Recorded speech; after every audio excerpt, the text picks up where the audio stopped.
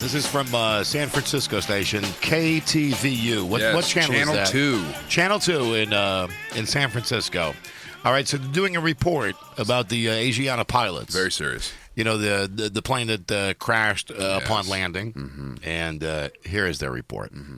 Also on the plane crash, KTVU has just learned the names of the 4 pilots who were on board the flight. They are Captain Sum Ting Wong, Wee Tu Lo, Ho Lee Fook, and Bang Ding Ao. Now listen, hold on.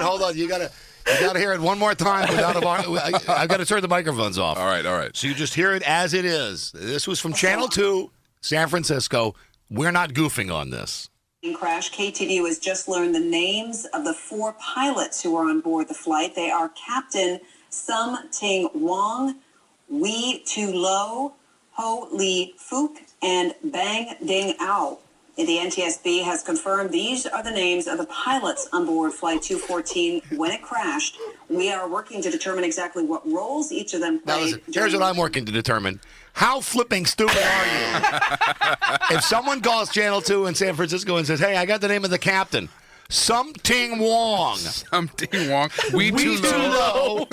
Holy F. Bang Ding Ow. I'm looking at the graphic right now.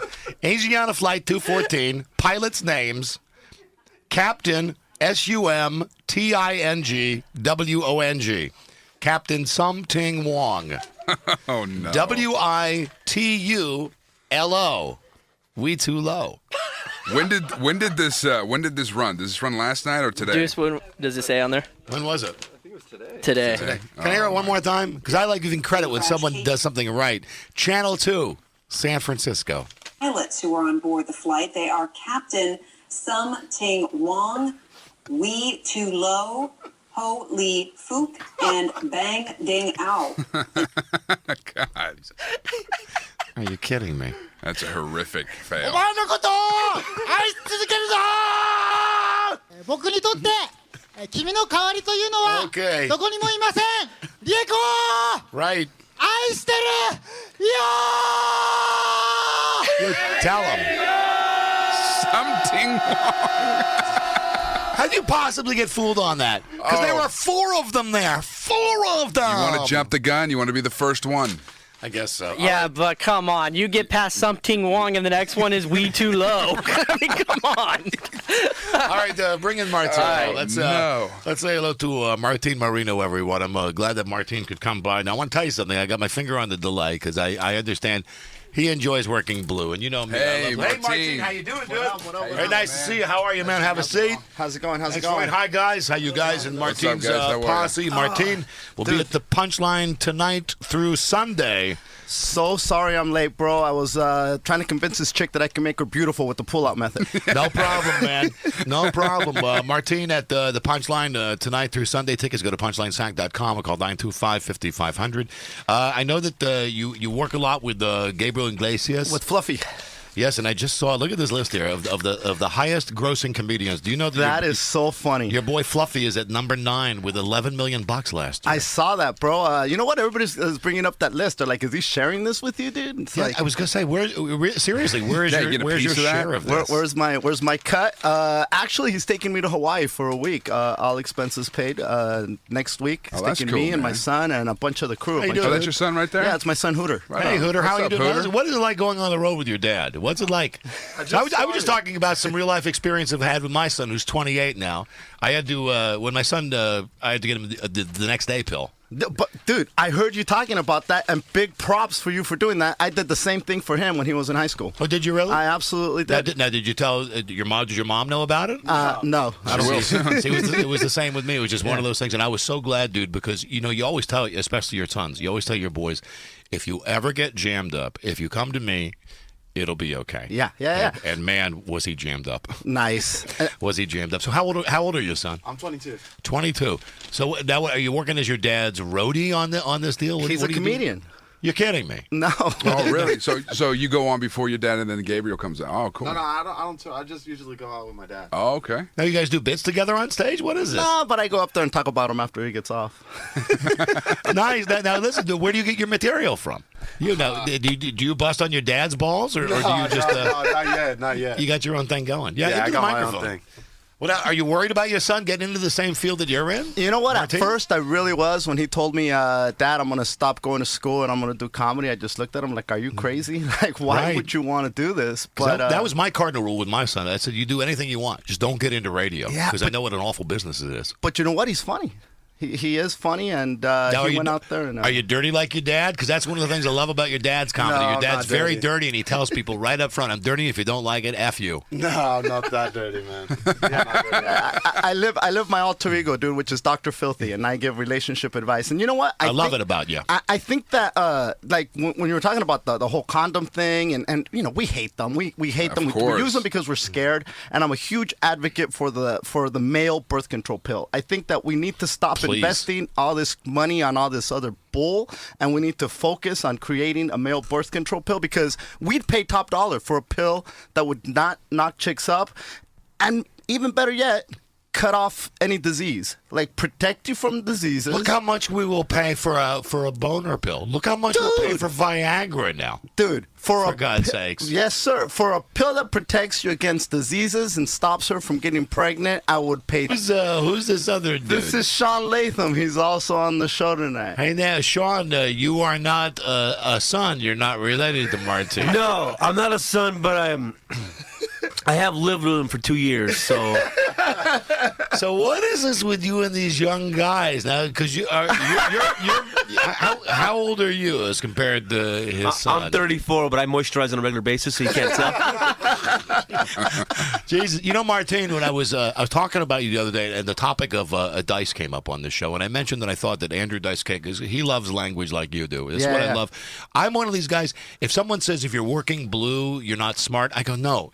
You have to be smarter to work dirty. You really do. Because Absolutely. Anybody could get up on stage and drop an F-bomb or the S-bomb or be shocking, but to do it in a way where it's part of the vernacular, and I'm so glad that you came along, because when Dice was big, he was big at a time where there was political correctness and no one was saying what he was saying. And it seems to me, since they ran Dice away and he's kind of coming back now, there's no one else like that out there that's laying it out there like you are, dude. I'll tell you what. It's people say you have a dirty show. They call it a dirty show. A few years back, it was just regular comedy. You saying what the heck is on the top of your mind, from your heart, and what you feel.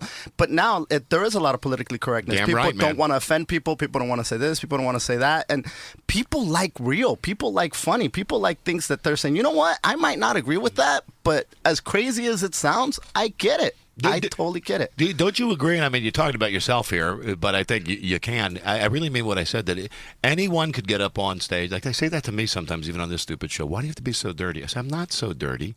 I'm really not. But sometimes it's the funniest way to go. Absolutely. You know, if you had the chance, like if this was satellite radio, I think that I would be okay with my dropping of the F-bomb and the S-bomb. I think I would use them like I do in regular conversation, which is my biggest problem with the language. We all use the language, and they're just stupid words, man. Dude, people like when I do shows with Fluffy, I tone it down as much as I can, but I still ride that fine line. And there's teenagers that show up to the show, 13, 14, 15, and their parents sometimes come up to me and they say, you know, Oh, dude. I was so Offended? uncomfortable with some of the material that you were touching on, and I look at the kid and I'll see them holding like an iPhone. I go, look, he's got an iPhone in his hand. You know, he's like a few seconds away from freaking animal porn, right? Well, it's like you were understand saying. that, It's like you're right? saying, being real. PC has just flooded everybody, so Yeah. seeing something that somebody that's real on stage is just refreshing a little bit. Thank you, guys. I really, really appreciate So that. who do you consider to be at your level as far as, and I mean this as a compliment, the raunchy stuff, who do you look at out there now and you could say, okay, that guy's kind of like in my ballpark? There's an or- Australian comedian, and he's big. He's got an HBO special. His name is Jim Jeffries. Yes. Oh, sure. Love Jim Fantastic. Jeffries. Love Jim Jeffries. The dude is funny. He's No kidding, real. man. He's raw. He's in your face. A lot of my material that's out there right now is stuff that I put out there a while back, and it's not really indicative of what I'm doing right now. I'm recording a set for on the taping of the new season of Stand Up Revolution, which I'm going to get as raw as I can, because Nice. if it doesn't go to TV, it's going to go on the Comedy Central website and on the app. And I'd rather do that than compromise what I really want to say. How do you feel? We were talking the other day about this too, Martin. How do you feel about like on Comedy Central? I think that everything there should just be unrated, and you should say, Absolutely. listen, it's comedy. Deal with it. You're going to hear some bad words, but that's what it's all about. Is there anything worse? I was mentioning them.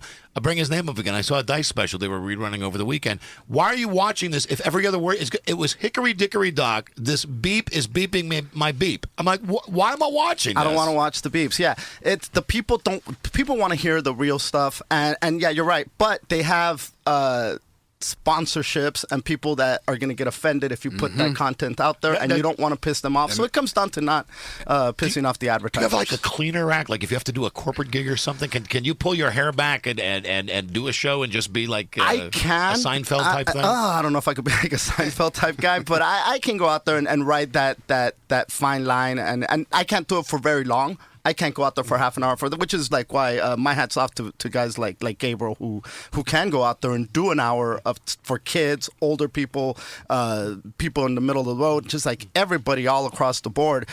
It's a lot harder. I can do it, and I have to work a lot harder. But I feel like doing it, I'm not being me. Yeah, and I'm compromising. Do you ever feel like you cheated yourself if you went out there and you thought you had that was a really good half hour, but then you look at yourself in the mirror and you go, God, you big pussy. You didn't do any of your material. Absolutely, because it's like same reason why it's hard for me to be in a relationship, because you compromise who you are to make this other person happy. You have to lie. You have to not be honest. You can't tell them, oh my God, you're hot, but your friend is really, really hot. Right. You know, you just hurt her feelings. I got to ask you something. So when you're on the road with your dad, you ever be in a show and like you're in the crowd and you see a hot chick and you go up to your dad and you go, maybe after the show, do you ever pimp for your dad? Yeah, I'll go wrangle up some girl.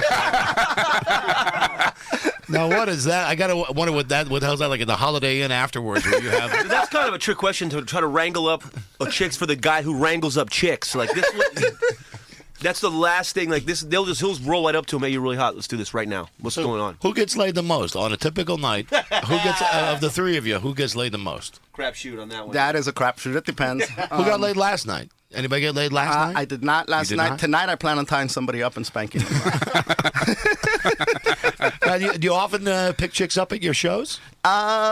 You know what? I'm very people assume that I'm promiscuous. I'm actually very selective because I do enjoy like I said, like S&M type stuff. Are you really into that? You like being dominated? Absolutely. No. I like dominating. You like dominating? Yeah. And so, like the whole 50 Shades of Grey type of thing, that's a romanticized book. It's not real S&M. Do you like whipping chicks and stuff Absolutely. like that? Do you really? Oh, yeah. A little spanking, a little flogging. Martin never hurt has nobody. a paddle with a boot on the boot rubber on the bottom. So whenever he spanks, it leaves the imprint of a boot.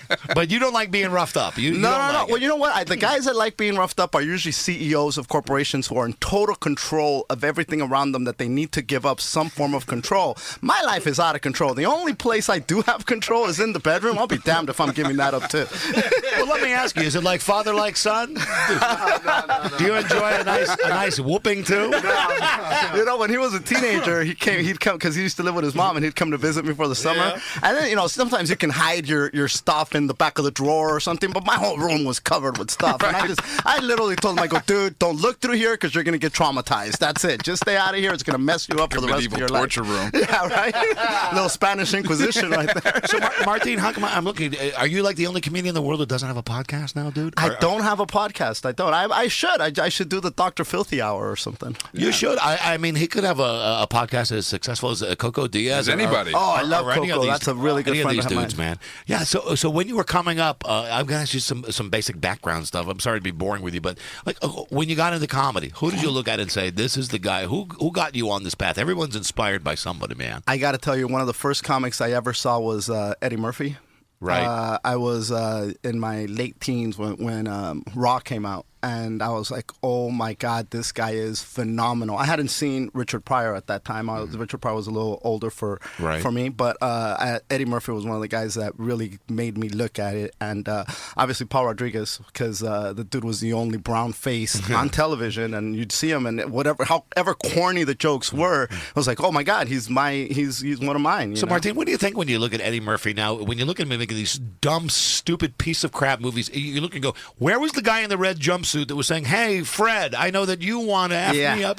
Where was that guy? How do you rationalize that in your mind now? You know what, dude? The dude is a he's a corporation. The guy is I would imagine worth a ton of dough because I mean he's catering to the kids with all the cartoons. But is your soul worth that? I guess No, I'm asking not you, man. mine. If Absolutely not someone came mine. to you and said, "I've got you can be incredibly rich, but you have to make stupid ass movies like where you can't talk for I'd a say whole go day." F yourself. That's my guy. That's my guy. So when you get out of here now, I know you did morning radio. You have to come in here and do afternoon radio. What do you do in the interim here? Do you go do a crash? We're gonna go listen to our sets from last night. Go over some of the material that we threw out there. Try to tag it up. Try to fix it up and make it better for tonight. Nice. So who's opening tonight? We've got a guy named what's his name? Raj. He's I think he's a local guy, very funny guy. He's Indian guy and looks Filipino, but he's Indian. And then Hooter's gonna go up there, do some time, and then Sean will go up there. And so now, Hooter, let me ask you something. You got a unique relationship with your pops. You really do. You ever been in the same room having sex with a chick when your pop is in the room? Ever? How about with Pop having sex with a chick when you were in the room? No, not yet at least. Not yet? You ever walk in on him and see him doing his S&M? No. Could you ever picture in your mind you and your dad both going to town in the same bed, two chicks? The two of you? Eiffel Tower status. That's hilarious. That's my boy. So Hooter, what did you go? You want to make comedy your life? I mean, are you sure this is the path for you? Yeah, I mean, I've been hanging out for like the last 10 years, so I pretty much grew up with comedy. So what are your bits about? I know what your dad's about. What are your bits about? Being young, that's pretty much it. Being 22, how I see things are completely different from the way you guys see you being a things. younger comedian, who do you look up to? Besides your dad, obviously. See, your dad would be the first Obviously, answer, which you already screwed up. Fluffy, of course. Fluffy, of course. Anybody that looks like me? Anybody white? Who's your favorite white Bill comedian? Burr. Bill Burr. Yes, Good. that's mine. That's a good You one. like old whitey Bill Burr. Me too. Actually, Hooter is kind of going in that direction. Like right now, he talks about his girlfriend, like a lot about his girlfriend, about the possibilities of being pregnant, and about okay. relationships. You know what I mean? So Yeah. I think I see early stages of Martin Senior coming out, but it takes a couple of extra decades to really hone in on that action. You know? Well, dude, I had a wonderful time meeting you, Martin. I wish I had more time. When you come back, please come in and say hello. And Hooter, you watch out. And this guy, I mean, he's all over the place. Thank you guys so much. Thank you guys so much for all the love. Really. Thank you, Martin. All right, get out of You here, guys guys. have fun. That's Martin Moreno, everybody, and Hooter, and the guy with this guy's got Cambry brown eyes. He does. It's all right. You know, when I looked at you, dude, I almost thought you were blind for a second because your eyes are like that. It's lazy. It's a lazy eye. The lazy eye. Love it. Everybody, check out Martin. Okay, get him out of here. Martin, this is how I roll. We'll talk about you on your way out of the studio. Nice to meet you. Thank you, dude. Hey, awesome. Thank you, dude. Good luck. Right on. Good luck. Good luck. Father and son team. Father and son tag team. There you go. Martin Moreno at the Punchline tonight through Sunday night. For tickets, everybody go to punchlinesack.com or call 925-5500. I'll tell you what, that's a hell of a ride for his son. Let me ask you a question. That's a good time for his son. Was there ever a conversation between you and Bart where you guys would do a show together? Did you guys ever have that No, conversation ever? He would always say to me when he was a little kid, "Hey, Daddy, when I'm old enough, I'm going to take Uncle Mike's place on the show." And I always tell him, never. Yeah. Never. I said, I don't care what you do. I don't care if I don't care if you're in scat videos. I don't care if you're in the videos where you're wearing high heels and you're stepping on live rodents and mice. What do you call those? Those are squash videos, smash videos. What are they are? They're like the sex things. What is the name for the videos where like you step on mice and stuff and high heeled? Anyway, that's what. You know what? You know what though, Joe? You laugh, but I know what he's talking about. There is such a genre of sexual videos with naked chicks wearing high-heeled shoes, and to get guys off, they step on like the heads of mice. Yeah, I haven't quite reached that in my porn yet. To answer your question, I would have been okay if my son was in those videos as opposed to him being in radio. I got you. So there you go. Wearing a My Little Pony shirt. Yeah. Plus, I think my son wasn't into it because he would also see how wrecked sometimes I would get with radio. I mean, living with me and being in radio all those years, he would see the many highs and the great times, but also the low times. I mean, we're like any job. What the hell am I saying, please? This beats working for a living. Thank you, Martin, and thank you very much, Hooter, and thank you to the other guy. Can be. And what was the other guy's job? Did we ever find that out? He was also a comedian, but Yeah, he's his opening act. All right, well, thanks. Sean, I believe, right? PunchlineSack.com. Be right back. KHTK. Generally speaking, we all thought that Zimmerman was going to get off with this thing. Yeah. Whether you understand the Florida law or you don't understand the Florida law, I'm happy that at this point it's not turned into a full-blown OJ, though, like with the after OJ. Oh, no, not at all. They're just running around L.A. freeways and stomping on cop cars. But my whole point in this, I never took a side in this. I had Twitter fights on Saturday because my entire point with this whole thing. Your timeline was going crazy. Because some people are dumb. This timeline has sure gone crazy. This house is sure gone crazy. I detest the way that the media has been portraying this. They made it a race war, and now they got what they wanted. They wanted riots. Sure, they got to get people eyeballing the screen. Of course they make it a race war. Yes, but why is it okay for people now to turn into savages and start running around the freeways and stomping on cop cars? Because they've been stoked by the media for the last year and a half with this thing. And you know what? That was my whole point on Saturday, and some people just didn't see eye to eye with me. It is a race war that they created. Were you surprised, Drew? Were you surprised that they came to a verdict like after only a couple of days, and of all things, like Saturday night, 10 o'clock our time? Not at all, because if you watch the entire trial, it was a circus from day one. We had mentioned this last week with Don West kicking it off with that brilliant knock-knock joke in court. Which he was defending in his statement after the trial. You can't defend Dude that. stands up there and says, I would use that joke again. Knock, knock. Who's there? George Zimmerman, you're dead. Yes, both sides. The defense and the prosecution were horrific with this. It was bad. It was really bad. And the star witness, Rachel Jantel. Oh, is that my girl Precious? Yes. The girl with the mop on her head? Yes. That was a bomb on the stand. Lordy, I love her. So she wasn't prepped well. I blame the prosecution for that. And did you hear that she's going to be on Piers Morgan? Did I? Don't know when, but he did get You know her what from I'm the waiting to hear is what does Paula Dean think about all this with Trayvon and George Martin? George Zimmerman. I said George Martin used to work with the Beatles. George Zimmerman. And I think we all know what Paula Dean's take on this is. Oh, yeah. I think we all know.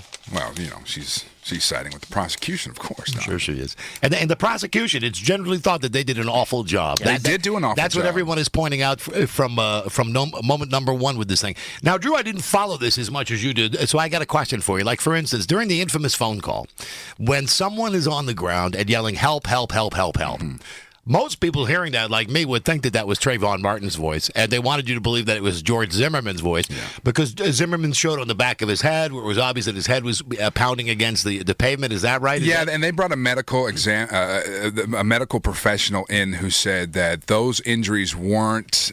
She said slam. She used the word slam, and by saying slam, you're implying that it was great force. And the injuries that she saw on the back of Zimmerman's head he wasn't really slammed. But the bottom line with all of this is, the courts and the jury found him not guilty. 6 chicks. Found a 6-woman jury. So what's the problem now? Why is everybody right? Here's the problem. As I see the news people now, as they come on after the fact, they go, here's the problem.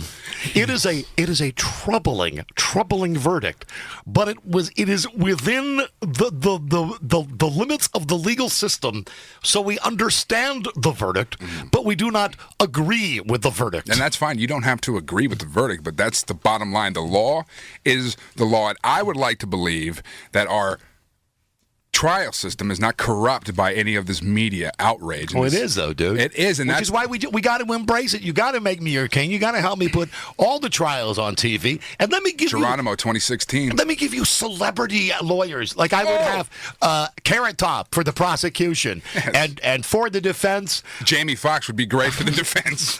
There you go. There you go. We got the first case right there. And of course, Nancy Grace is always the host. I got a question about Nancy Grace because we're always going down the slippery slope. No pun intended there. Going down the slippery slope of indecency and what's allowed on broadcast radio and on broadcast television. Well, I've always thought one of the big no-nos, even if you're on cable TV, on cable news, and maybe that's where you can get away with it, is the F-bomb. Nancy Grace is reading transcripts of phone calls or conversations, and something that George Zimmerman allegedly had said, where he called somebody an effing... not somebody, Don. Well, Trayvon. I know what you're saying. An effing C-bomb, but not the C-bomb that we know that we use for the special ladies in our life. It's like Nancy Grace. It's the C-bomb that's a cousin of the N-bomb. And I was amazed that she's able to get on to HLN and just read that. Because read the transcript. Because she's one of the worst. She's one of the worst feeders. And did you see the joy in her pig-like face when she read that? No, she looks like a slee stack. Loving the chance to read that. She was. So the fights that I had on Twitter, and most of them were debates, but there were a couple of fights. It was because everyone thought that I was for Zimmerman. I was for Zimmerman getting off. My entire problem with this whole case and trial was the way the media portrayed it as a race war. They said Zimmerman was a white man, and they said that he shot a black kid. I love it when people jump and go, well, he's not white. He's Hispanic. Yes, he's half. So it's really brown on black crime, or yes. Brown on black. And that was my problem. And I watched all the news networks, and I'm not just blaming CNN or HLN. I'm blaming Fox as well. Everybody did a horrific job. This whole entire thing was garbage, and it was a circus. It does make you wonder, though, about how legit it would be if one of us in our communities was to be driving around looking through our neighborhoods, our gated communities, and you see someone that looks a little shaky to you. Well, what if one of us was to shoot one of those folk in our neighborhood? Are we getting our ass kicked? And is our life being threatened? Because that's the whole thing. And that's where I was starting to lose people, was because it was a self-defense case. Don't you understand, though, Drew? He just wanted to eat his Skittles. I know. Don't you get it? He just went to the store to buy his Arizona drink and his Skittles. I know. And you know what? The bottom, you know what it is? It sucks that a 17-year-old kid was killed. It really was. P.S. It does, yeah. You know, we still got race problems in America. You think? Obviously. And I have the solution, and I've had it now for nearly 4 days.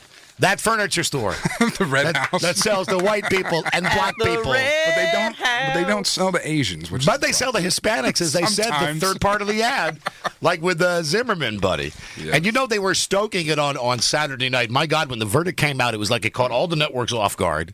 That they had to pull in all their heavy hitters to come in. And the first thing you know, oh my God, we hope there's no rioting. But if there is, we have cameras here in New York City, here in Florida, here in Oakland, California. Yes, and you talk about the prosecution blowing it. They did when all of a sudden they come back and they say, well, we're not going to get him on second degree, so what about manslaughter? Let's try that. That's where you're going to lose the jury. And they did. All-female jury had Zimmerman not guilty. Let me just get into that for a second. Seriously. 6 women? Yes. There should be a law.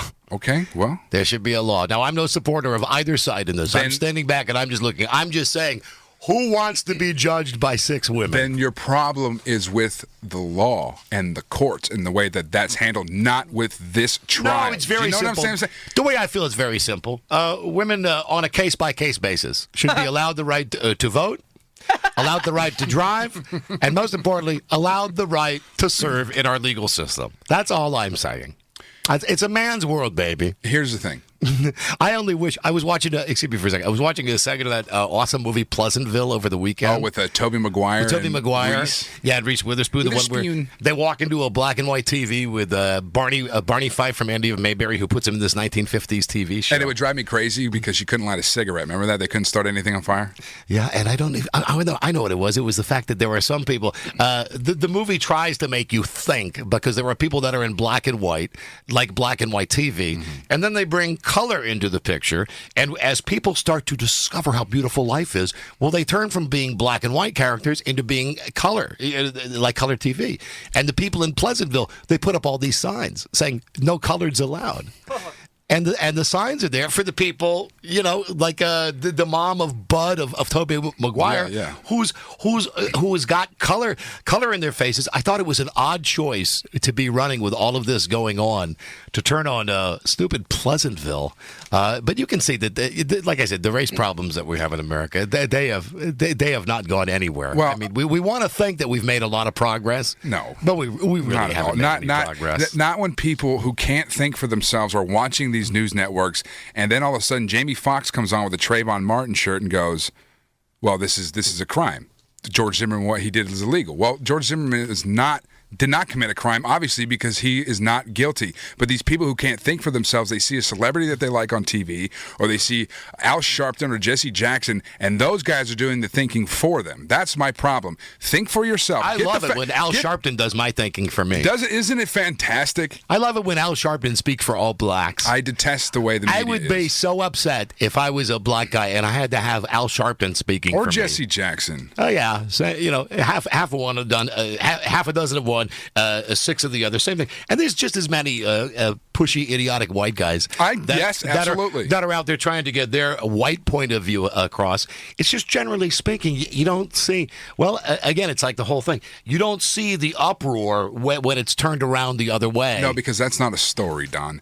That's not the story. They want the media wanted this to happen, and when they said not guilty on Saturday, I looked at my girlfriend and said, just get ready for the race riots because they're going to go crazy. And they have. Now we're on day 2. See, I don't think we're having full-blown race riots. Oh, did you see what's going on in L.A. on the freeways? The massive amount of people's getting rubber bullets shot at them. Times Square was flooded with people. Oakland, people breaking cop cars. For this? Well, you're buying into it. Those people are just excited about the upcoming Raiders season. Of course they are. That's all that is. Pissed off. They're just disenfranchised Raiders fans. Yeah, I don't know why it spreads like that, but I tell you why it spreads like that. Obviously, like I said, when the news anchors get on TV and they say, "Listen, we hope that there's no rioting. For God's sakes, stay safe. But in case you're going to riot, we have our cameras down at 2nd Street and Market Avenue. Yes. So make sure you go there in Miami." And they gave all the locations that they were going to be watching. Of course. Oh, I mean, it's Jesus. it's sickening to see that. Dear Don, did you see Pleasantville when the mom is pleasuring herself in the bathtub? Oh, hello. Hells yeah. What part was that? I forgot. I think it's right after the guy, right after, what's his name, Dumb and Dumber, after he paints the picture of her. He paints a mural on the outside of the diner, and then she goes back home that night, and she gets in the bathtub, and it's like the first time that she's ever discovered, oh, my God, I can do something. This. Yeah. And what I loved most about Pleasantville has nothing to do with Trayvon Martin, is the fact that all the guys get so mad in Pleasantville when their women start to figure out that they can do whatever they want to do. And you got the one dude, William H. Macy, he's at the bowling alley, and he says, "You're not going to believe this. I got home tonight at 6 o'clock. My dinner wasn't ready." And all the other guys go, "Oh, my God." And then one guy stands up and says, "Look at this." And he takes off his jacket, and on his shirt, on the back of his shirt, it's got the imprint of an iron where, like, the wife was ironing the shirt and accidentally burned it a little bit. Yeah. And because I love it. The whole point of Pleasantville was we don't care that things are going upside down. We don't care that apparently there are some people of color that are living in our city. What we care is our wives do not have dinner on the table at 6 o'clock for us. And the basketball team lost a game. That was another one. Didn't they miss baskets and finally lose one? Only after they found out about sex. When they all found out that they could get laid, they started missing shots. Because in the beginning of the movie, no matter where they are on the basketball court, those guys, they throw the basket in. Boom! It's a good one. Yes. It's a good one. Let's go to Mike. Hello, Mike. How are you, my friend? Mike. Mike. Hey, guys. How you doing? Hey, What's up, buddy. Mike? Buddy. You know, where I work, I have the pleasure of listening to the radio from 10 to 6. So got KHTK on all day. And I'll be honest, Don. Me too. When you first came to the 12 o'clock time slot, I kind of rolled my eyes. I appreciate it, but you gotta, like I was just saying about indecency, you just have to say funny as excrement. Or What were you thinking? funny as poop. You can't say the S-bomb. Okay, my But bad. thank you. Thank you, young man. So, guys, all right. Call me the moment your other testicle drops. Thank you. I like his Peter Brady laugh at the end. Bye-bye.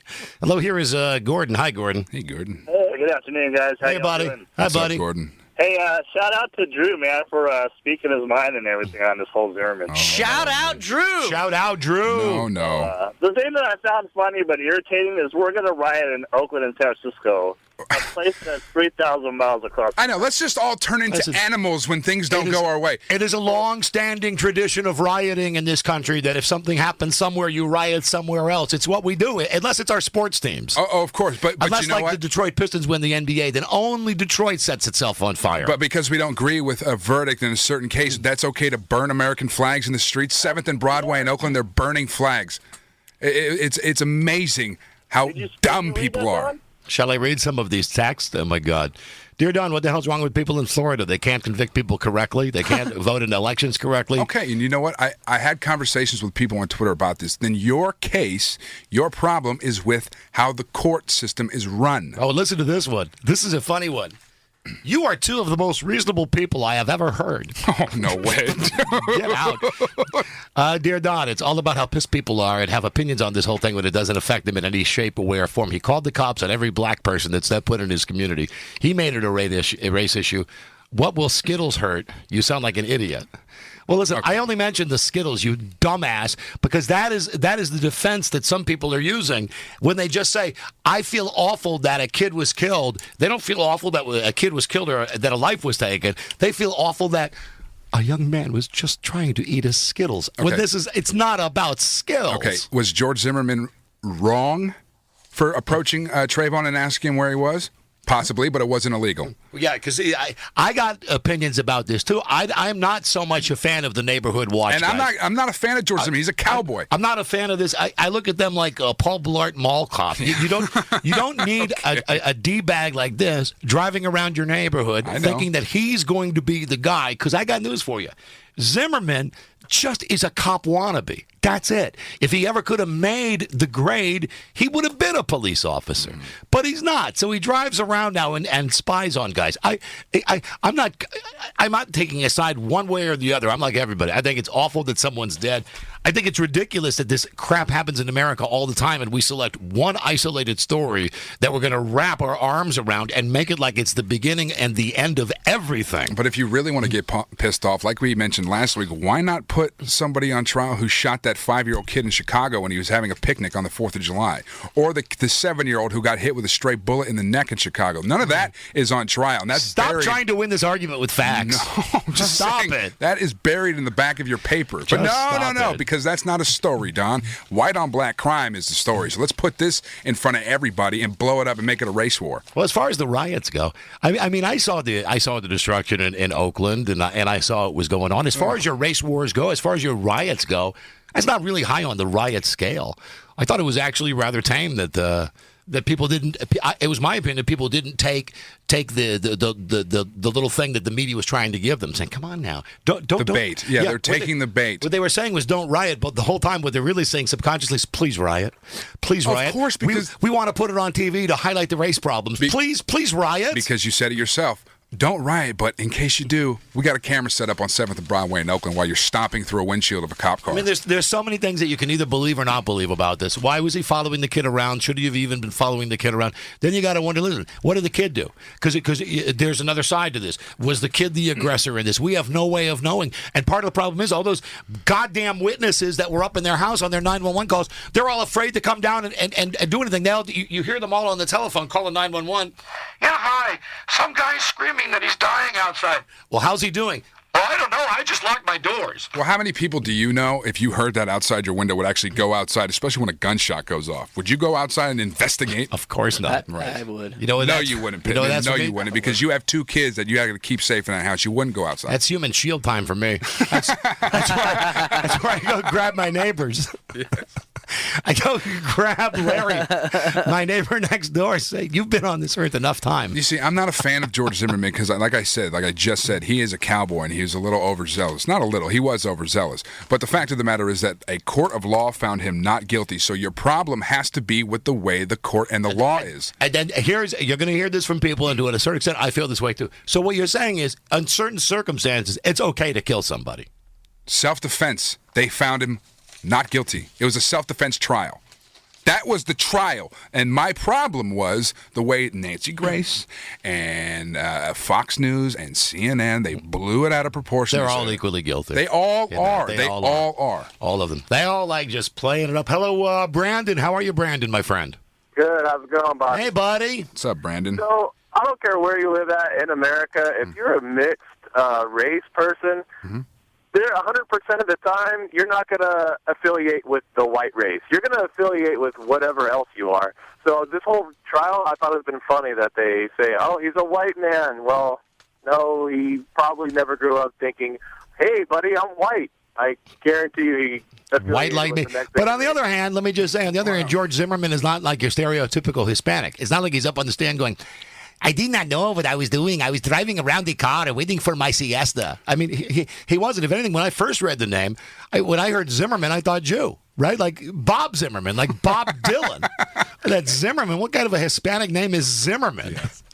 His mother is Hispanic. I found out. I can almost guarantee from having a lot of mixed friends out here in the good old Sacramento, he didn't identify as white. I can pretty much guarantee that. And I have some of the whitest Mexican friends I've ever, been around. But here's those are the best kind of Mexicans, the white Mexicans. No, but here's the thing. Why does that even have to be discussed? Why? And I saw a lot justice for Trayvon. Why not just justice?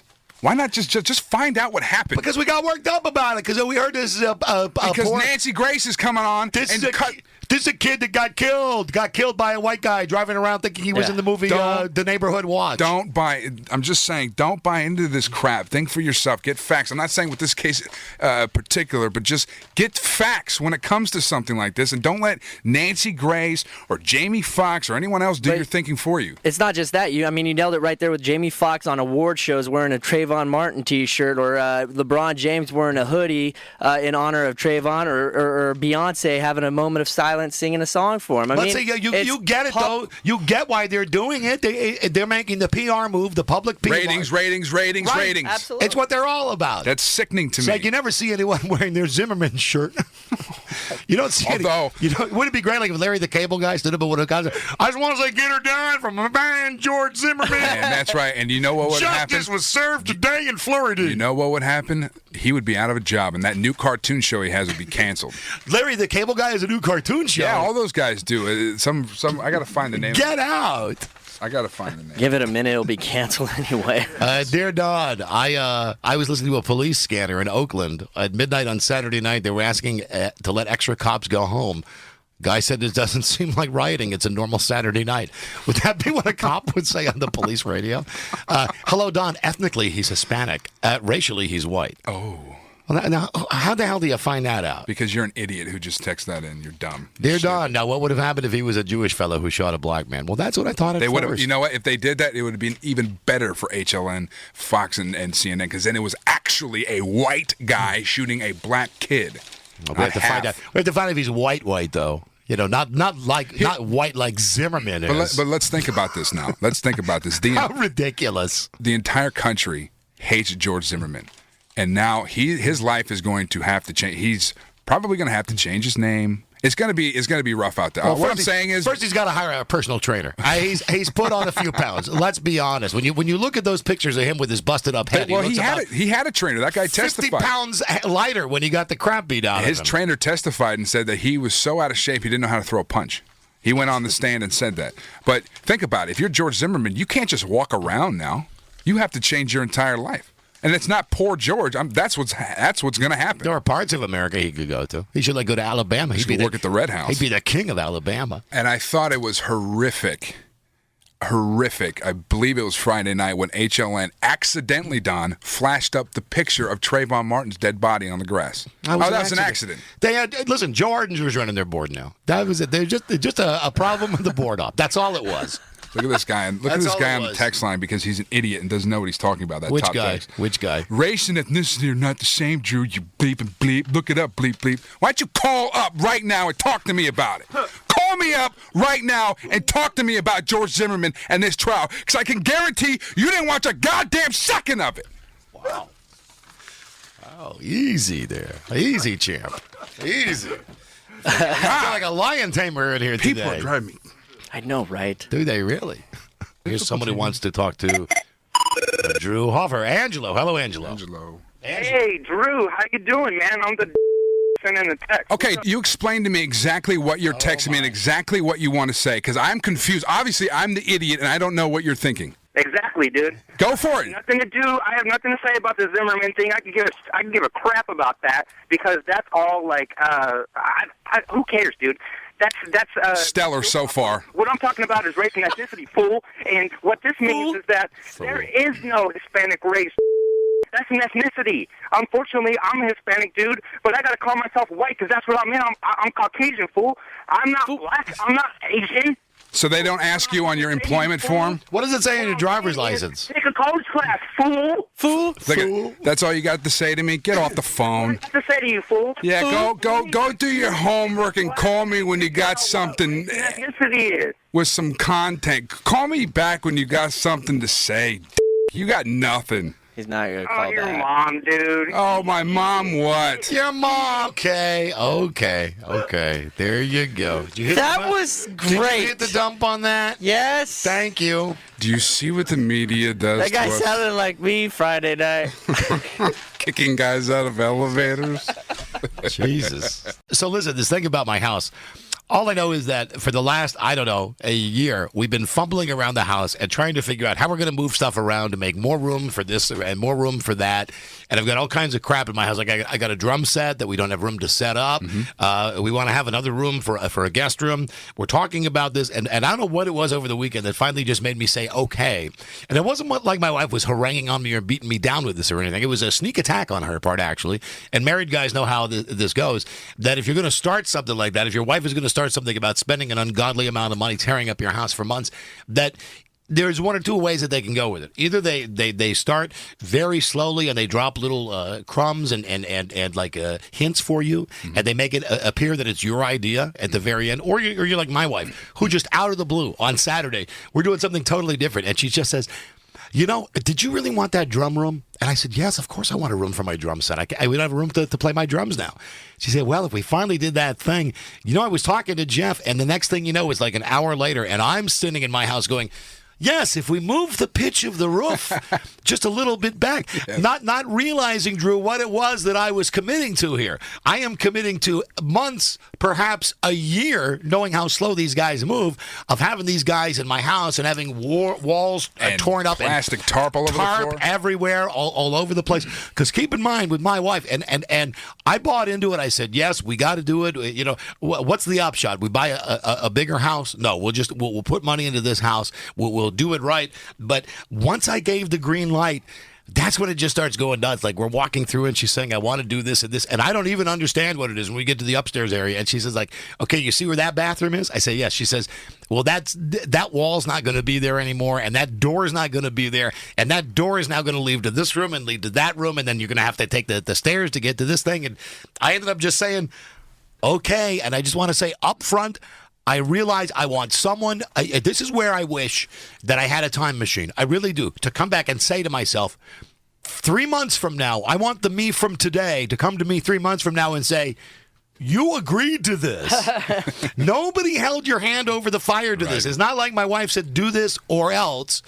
I knowingly said, yes, we need more room. And I believe even at one point I said, you know what would be a great idea? Just knock down the whole wall. Oh, no. Just knock it down. So you say you're knocking walls down, but are you going to add another story to the house? You say you're going to push the garage back? We're pushing the garage back to make the garage bigger. We're moving the pitch of the roof to make, like, we have all this unused attic space. Actually, we have crap up in the attic, and I think that my wife is seeing that as like the dungeon where she can put me, as she calls it, the Bob Marley room. The S&M room. So she says, yes, what we're going to do is we're going to move you upstairs, but that means we're going to have to change the pitch of the roof. And I keep saying that over and over again because I kept looking at her going, well, why do we have to what is I'm so stupid. I said, what is the pitch of a room?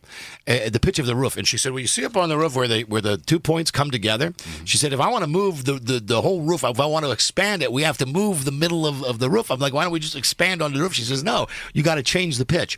And I found myself then being one of these guys saying it all the time like I knew what I was talking about, when I'm talking to my neighbors about this. Say, yeah, I made the commitment. Yeah, we're going to be changing the pitch of the roof and, knocking down some walls. Because there's something about that at the very beginning that's very, very infatuating before you actually start doing it or having the guys come over to the house. So like I said, I just wish I had a time machine because I know 3 months from now I'm going to be coming in here bitching going, nothing's done. Everything is a land of tarps. It's 1,000,000 degrees in my house. I'm just letting you know that I'm a willing participant in this. Yes, but when it's all said and done, you're going to have you have new areas in your room and a smoking loft. I always wanted one of those. That is the goal. So I'm making the commitment right here that we're knocking down the walls. I'm spending the money. So what better way to celebrate making a giant addition onto our house than going out to the local casino because we're degenerates and blowing a little money on the slot machines. Now, we did this on Saturday. We decided to do all this stuff with our house. We were feeling good about it. Janet said, I sure do miss those slot machines. I said, well, let's run to Thunder Valley.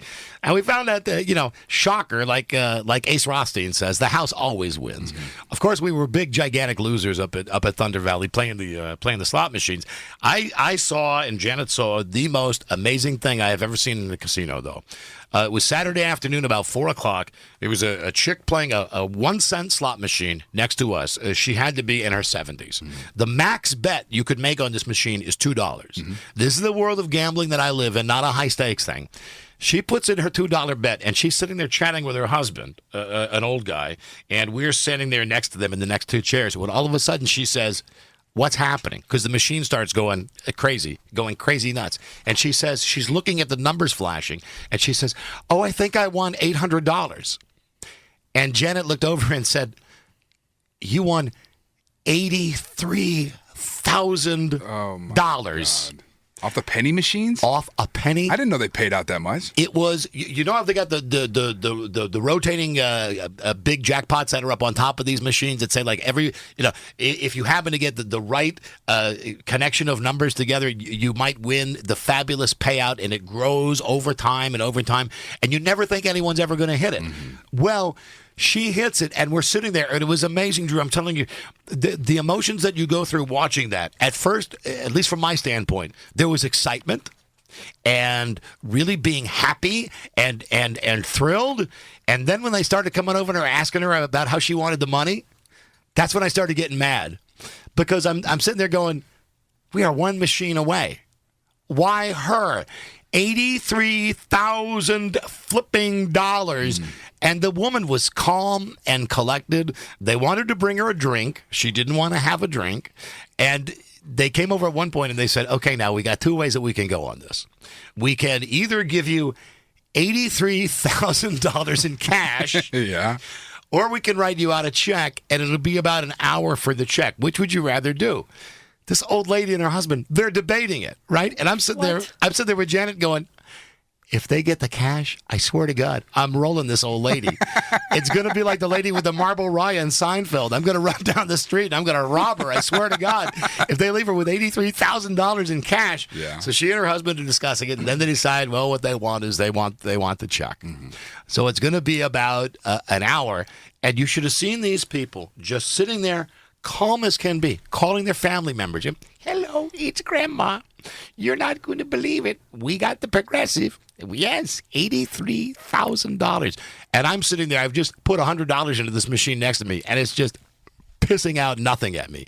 I'm getting, it's very rare, like on a 1 cent slot machine, if you don't at least like make 20 cents or something on one of your spins. Do you remember what the machine was? Oh, it might have been Lone Wolf. I don't know. Whatever it was, dude. They came over right away. They shut down the machine because it was a big winner, and they told her about the cash or the check. Then they said, now we want to take your picture, because you see this whenever you go to a casino. You see the picture, Joe Blow won. She says, no pictures. None at all. And I was amazed by that, because I was sure that they were going to put her on a billboard. She wanted nothing to do with it. And the more that she sat there, and the nicer that it appeared that she was, and the more that she was just calling members of the family and telling Janet like what they were going to do, like they were going to go on an around the world trip, and then they were going to buy a car for their daughter. She went into cardiac arrest right there. The more we're sitting there, the more I'm looking over at Janet, just going, I wish she would die. Yeah. That old lady. And Janet's looking at me like, what are you talking about? And finally I had to lean over and I go, aren't you mad that it's them and not us? How can you sit here and be so nice? That lady just won $83,000. It's always the old people that win, but you know that. 83 grand. Jesus. Now, were they nicer to her than they were to you in Tahoe?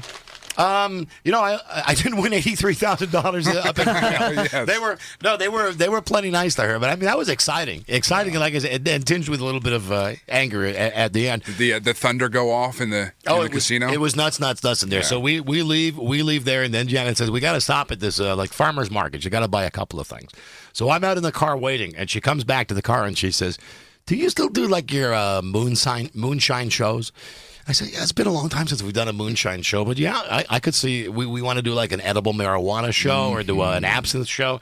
She said, might you guys be interested in this? I come into this country store, and what they've got is maraschino cherries that are in moonshine. They're called moonshine cherries. So we open up the mason jar, and the smell alone is enough to make you go, It's pure alcohol. I popped one in my mouth, and I swear to God, as soon as I put it in my mouth, I said, I can only eat one of these because I could feel it like you wouldn't believe. So I've got 2 big jars of moonshine maraschino cherries and also a mason jar full of, I think it's apple cider moonshine. Anyway, I've got them, and we're ready. We're ready for the big party. So that was my weekend. That's all I had was the woman winning money and changing the pitch on our house. And then I'm looking on the Twitter machine, and I'm seeing that our own little Joe Pittman spent his birthday weekend in Las Vegas, which we knew he was going to do. Yes. But when I go to his Twitter account, I see, hey, little Joe says I must have been drunk last night because people are telling me that I'm throwing guys out of an elevator, and I've got something like credit card fraud going on. For some reason, they wouldn't let me use my card, and apparently I have to call and let inform the bank I'm going out of town. So that was ridiculous. Let me jump in because this is what I do best. How stupid is that? Have you ever had that happen? No. Like we have a couple credit cards like everyone does. One of ours is Bank of America. And we are so pissed at this one because if we go to San Francisco to use the card, it's not unusual to be in a store and have them say there's a problem with the card. Exactly. And then you go like, what the hell? You get back home that night and you get a call. Yeah, hi, this is credit card security for Bank of America. Did you try to use that card in San Francisco today? You go, yes, it got declined. Yeah, right, it got declined because you weren't in Sacramento. We've had that situation to say, wait a minute, San Francisco's 2 hours away. You mean anytime that I go out of the metro area, I have to call you to tell you that I'm going to be out of the area to use my flipping credit card? I mean, that's a pain in the ass, but it's also a good thing, too, in case someone lifts the card. But Pittman must have been having a good time this weekend because I got a phone call from him about noon on Saturday, and I was talking to Foster Brooks for about half an hour. And his buddy, what was his buddy, Scotty? Is that your buddy's name? Yeah, good guy. Scotty got on the phone and goes, you wouldn't believe what Pittman did. He got off the elevator and he physically grabbed 2 guys on the shoulder and pulled them out and kicked them out of the elevator. Well, this is the story. What did you do, dude? So Friday night, we all went out, had a great time, living it up, and obviously some of us live it up a little more than others. And they were calling it a quit probably around 4 or 5 in the morning and going up to the elevator. Well, 2 dudes with us, not with us, but 2 dudes in the elevator, meant to hit the 11th floor, and it stops at the 9th. And so they're standing there, and I said, it's your floor. And they go, no, it isn't. We hit the wrong one. And I go, it's your floor now. And I grabbed him, and I threw him. Yeah. And you're lucky you didn't get your ass kicked. Well, that's I'm because always lucky I do.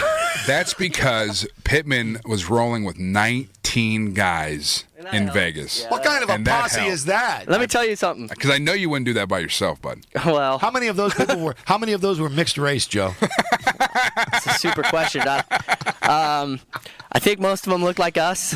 Yeah, that's about it. Yeah. I do know that they roll a little deeper than I do.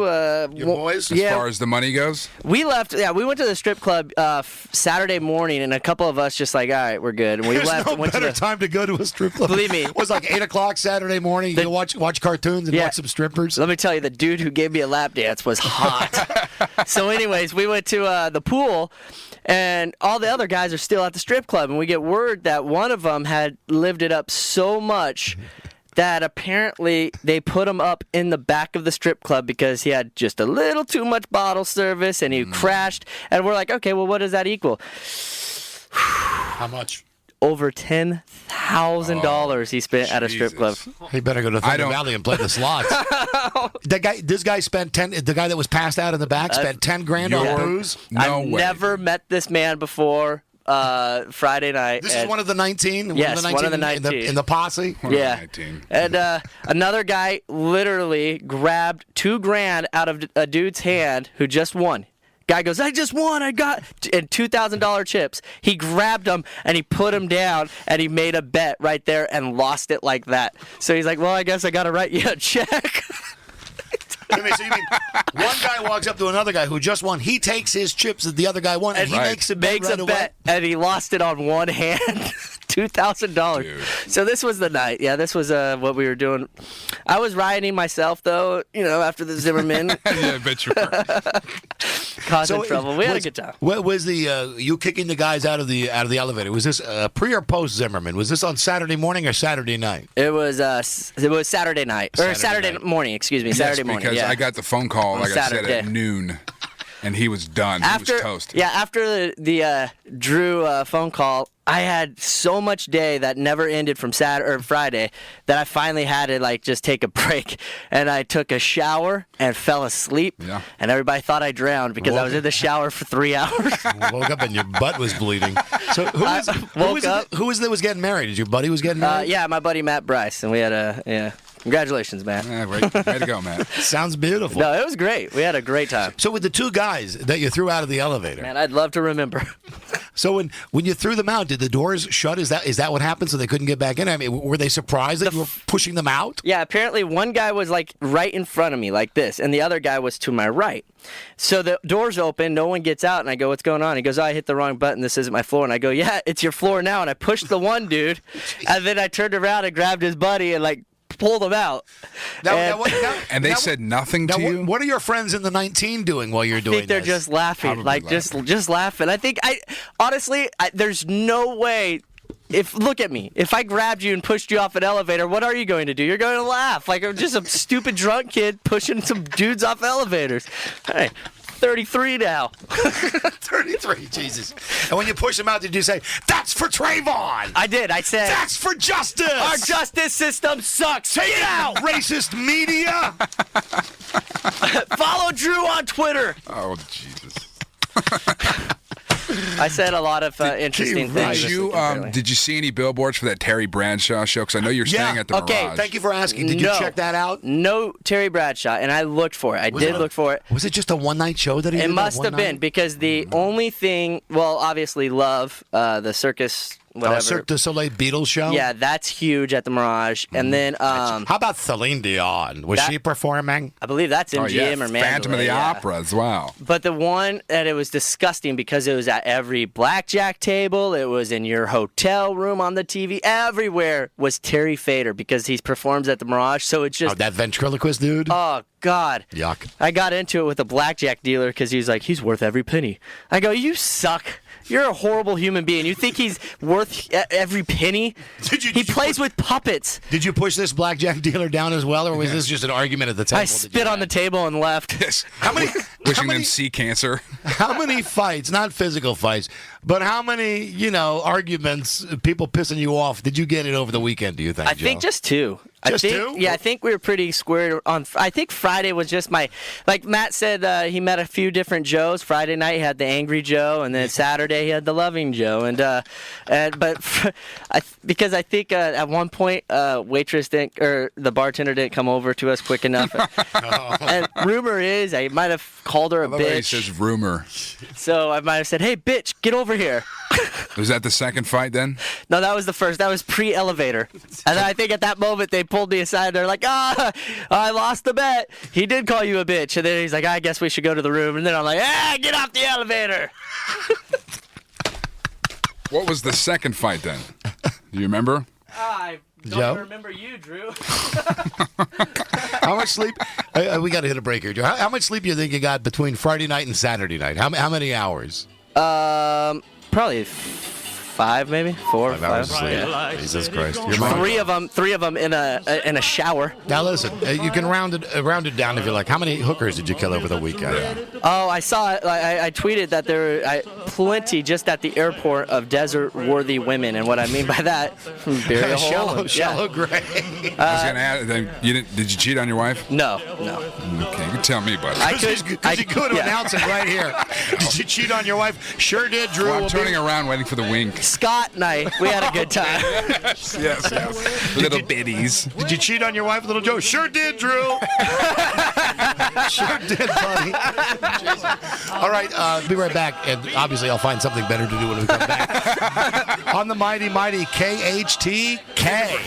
I just read somewhere that DC Comics now, the digital version of DC Comics, is coming out with a comic book based on the 1966 Batman, the one from the TV show. I have it in front of me. The Batman that I like so bad. I've got the digital DC comic. I'm the only guy. I remember there was Drew. There was such a big deal in the comic book world when they put that little yellow circle around Batman, around the bat on his chest. Yeah. For the longest time, he just had like the gray PJs with just the old black bat there. Well, now the cowl that you have, is that the Michael Keaton cowl or is that the Adam West? That's Adam West, and that's from the TV with show, the little baby. tiny pointy ears. It is. And you know, I could never figure out, even as a kid, I would watch it and go, why is Batman's cowl kind of purple and his cape was blue?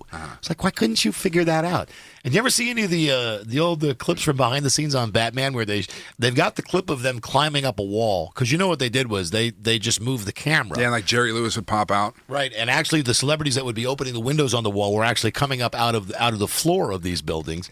And when they would show, you'd see like a publicity still of Adam West, of Batman, walking around having a cigarette and a double bourbon, just wearing just his Batman underwear on the set. Pretty incredible stuff. Burt Ward with his giant hog. Well, you know, that was actually, Drew, that's one of the great stories about Batman, that they had to find a cod piece because when they first started taping the show, Robin, that guy Burt Ward, he's like a 24-year-old guy playing a 13-year-old boy. And he had big, gigantic to you. He had a big penis. Bruce Wayne's hanging out with a 13-year-old. That wasn't that weird to you growing up? The whole gay aspect of Batman and Robin never really entered into my mind because, again, you got to remember the way that I was when I walked into that whole situation. Which, of course, that's a guy that wears an ascot and never dates chicks and just loves doing everything with his 13-year-old young ward, who, incidentally, P.S., is not a blood relation to him, so anything goes between Batman and Robin. Joker tonight.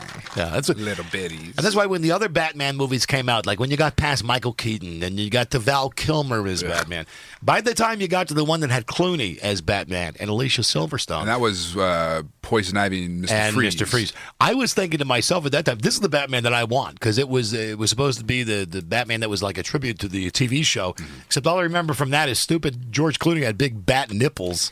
Then the worst part, didn't he pull out the Bat credit card that had the symbol on it? It was a terrible movie. Don't leave home without it. Yeah, he did. Yeah, he did. But they used to do jive stuff like that on the original Batman show. This was great. Like on the very first episode of Batman, when Jill St. John, and this is how unbelievable the show is. Jill St. John, a major piece of ass back in her day, a very hot redhead. She was the Riddler's number one gun moll on the opening episode of Batman. Mm-hmm. And what I am supposed to believe as a young viewer, as a young 8-year-old kid, is that the Riddler's going to kidnap Robin. And then he's going to make a mask of Robin's face. And he's going to dress Jill St. John, who's got a body, P.S., that wouldn't quit back in 1966. I'm looking at pictures of her now. He's going to dress Jill St. John up as Robin, going to put a mask on. And they think that Batman is so stupid that they're going to put Jill St. John and her big, gigantic, gelatinous breasts in a Robin suit, and stupid Batman is going to believe it. Well, guess what? Batman believes it. Or does he believe it? Because when they get to the Batcave, when she pulls the mask off and she goes, "Hey, it's me, Molly," he says, "I knew it all along, Molly." And then she climbs up on top of the atomic reactor where the Batcave gets all of its nuclear energy, and she falls right in, and she dies, and Batman looks right at the camera and says, "What a way to go." So you get it? Because they were at a go. Because they were at a go prior to that. That's like the part of the show, because you got to understand, Drew, that came on in 1966. I was 8 years old. Yeah. I didn't know that they were trying to be funny. I thought Batman was the coolest effing show that I had ever seen in my life. Well, it still is. I still like watching it even now. I love it. I wish it was on some channel. I grew up with the Michael Keaton Batman. That was my guy. So when I look back and I see this campy comic booky Batman, it's weird to me. You know, the thing about the campy Batman is this, though, dude. At least give Adam West this. He's not been an a-hole about it. From the time that the show went off, like in 1970 or whatever, you're talking about 30 or 40 years now, where this poor bastard's had to go to hobby shows and go to... He's on Family Guy. Go to car shows. But, I mean, to make dough... Just as Batman. He's had to put on that stupid costume and stand there for 45 years in front of people going, "Hey, it's me, Batman." And guess what? He's cool about it. People love him for that. You know, and he's one of the few guys that realizes I'm going to be typecast as my character my whole life. You know, to a certain extent, it's like the James Gandolfini thing with Tony Soprano. He was concerned he would never play a role where people wouldn't think of him as not being Tony Soprano. Well, how can you look at Adam West, even when I hear his voice on Family Guy? I don't think of him as Mayor West or whatever his name is on Family Guy. Oh, it's Batman. Now, is Adam West and Burt Ward still going on with their feud? Is that still happening? I think that once they made, I know way too much about this. Once they made Back to the Batcave, I know. Which was the TV movie about what happened to Batman and Robin, they decided it would be better if they stopped their feud and they just went out together. Oh. And Robin, I think, when the show originally ended, like I said, Batman had no problem. He was, Adam West said, listen, I'm Batman, I can't get away from it. Robin wanted to be someone else. And I think at one point, Robin might have done a pictorial for Swank Magazine or We Magazine, or what's Bob Guccione's one? Is it Hustler? It might have been Hustler. That's Larry Flint, isn't it? Okay, whoever it was. All I know is that they had a big expose about Robin, the boy wonder, Burt Ward. Penthouse. He was taking pictures of naked chicks for Penthouse. There you go. And he was dressed in his Robin costume while he was taking the pictures. That was the hook for Penthouse magazine. Ugh. Jesus, God, I love Batman. I love Batman so much. I'm mentally retarded about that. Hello, Kyle. Hey, good afternoon, Mr. Geronimo. Oh, my God. Finger guy. Hey, finger guy. How goes it, sir? How it goes. It goes. How was the weekend? It was weekendy. We're... Oh, did you guys dump down on him already? Yeah, I did. You didn't catch that? No, I didn't. All I heard was he's got a wrecking ball. Wrecking ball. C-word. Oh, okay. Well, thanks for hitting the delay. Snuck that in. Thank you for hitting the delay. Jesus. Donnie. I love the finger guy. He's great. You dumped out already? I didn't hear it, dude. I Yeah. didn't hear it. Okay. All right. What is this I've got in front of me? Oh, I know what this was. Hold on a second. This has got nothing to do with Batman. Thank God. Someone sent me a link to some guy wants to sell us sound effects for the show. Now I'll give you this. Sound effects are something that I use not as often as I used to on the old Don and Mike show, but I like having some good old fashioned sound effects around, and it's very hard to find good ones. So the guy sends me a note that says, "Hey, I've got 1,000 sounds, like $39. Please give them a listen and see what you like." All right. So let's go through and see a couple of these. Now, Drew, I thought of you when I looked at some of the titles on this. Like it says Torture Chamber. Yeah. Woman Falling. Woman in Dungeon. Are you recording me? I know. It's all that's. Let me see. You've got Punched Out. You've got The Sound of Rats. You have Roosting Bats becoming Flying Bats. Spirits in the Attic. How about I just go with how you want to hear Woman in Dungeon? Yes. All right, let's hear it. Let's hear the sound effect called Woman. Is it singular? Hold on. or Wait. plural? Let me get ready. Woman in Dungeon. I'll go get the Jergens for Thank you. you. He says, how long does it take the stupid thing to load in? Is everyone on the... Everyone. Did the internet just go Kabooey? teats up on me here? Hello? I still have it, but yeah, we were having some Jesus. issues earlier. Yes, my internet is dead too. Jesus. Well, unfortunately, I was trying to play that stuff off a link, so I guess I'm not going to be able to... I'll come back to that. Listen, this is the main thing. For those of you in radio, here's my advice for anyone in radio. Get out. It's a dying business. But here's my real thought on radio. You always got to have a contingency plan, especially on this station, because you never know when things are going to go badass backwards on this station with the equipment. My God. I'm trying to look at that. The whole thing is just froze up on me. Yeah, now. mine too. I believe all the salesmen and women are on their Facebooks right All right, now. let me try to reload this, and then after that, I'm just going to screw it and move on to another item. Okay, What's hold going on? Boy, it's just not loading in. All right, I'll come. Does it shock you that something broke today? I will come back to it. Here's what I'm happy about, Drew. I'm happy about the fact that we've been on the air for almost 2.5 hours today. Yeah. And good for me. I've not made one stupid crack about the Twinkies. And understand me about this. Oh, and I'm down to 17 pounds lost on my diet now. Thank you. I've not had a Twinkie. Thank you for the obligatory golf applause. I've not had a Twinkie for, 5 months. Before they went out of business was the last time I had a Twinkie. And everybody knows how fond I am of Hostess and of all of those fabulous products, which just cause death and clog your arteries and Those everything cakes. else. Yeah, all the prepackaged Hostess stuff that will like live through a nuclear holocaust. Yeah, you gotta love it. So they're back, and I'm sure if you watched any morning TV today, whether it's something local like Good Day, or if you watched the Today Show or Good Morning America, all they did all day was nonstop promotion for Hostess, having the big gigantic Twinkie mascot show up and give everybody on the Today Show free Twinkies. Now, is everybody up in arms because they're making Twinkies a little bit smaller? Well, there are some people that are upset about the smaller Twinkies. Oh. And from our DJ prep service, you had to know they're going to do it. It's a DJ prep service song, a parody song, to the tune of "Baby Got Back" by Sir Mix-a-Lot. Yes, that's correct. Okay. You like Twinkies, and you cannot lie. The world is in short supply. That's right, Deuce. They disappeared from the shelf. It's a wonder you haven't killed yourself. Other pastries don't compare. Cupcakes, please. Who cares? Now they say they're coming back. Can't wait for that sponge cake crack. Yellow cake. Yellow cake. With a longer expiration date. Heck yeah. I love it. Yeah. Gonna hug it. Yeah. Stick a straw inside and suck it. Twinkies are back. This is ridiculous.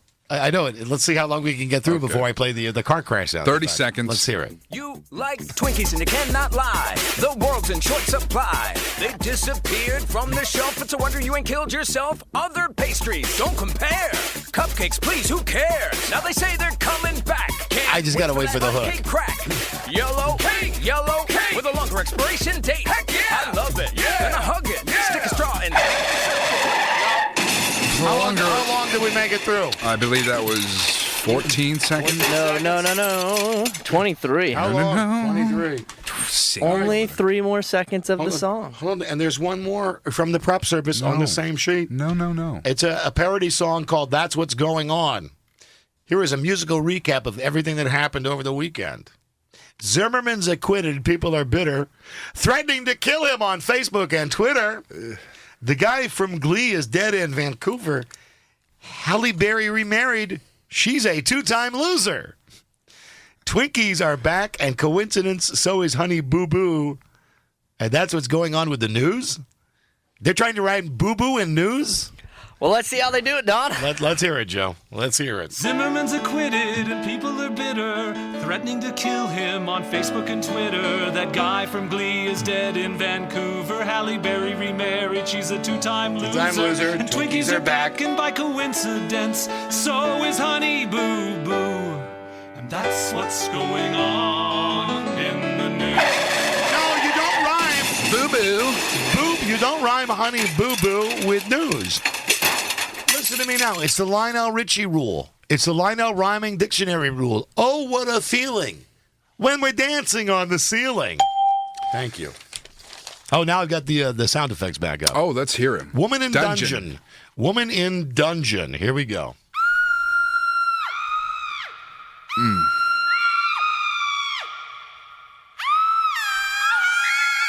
I never said these were good. No, it's hot, though.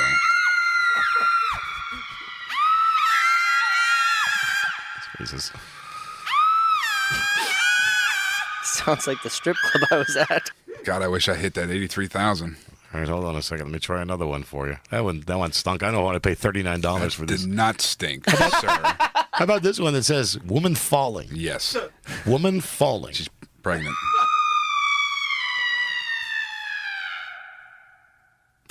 That's it? That's what happens when my girlfriend sees my penis.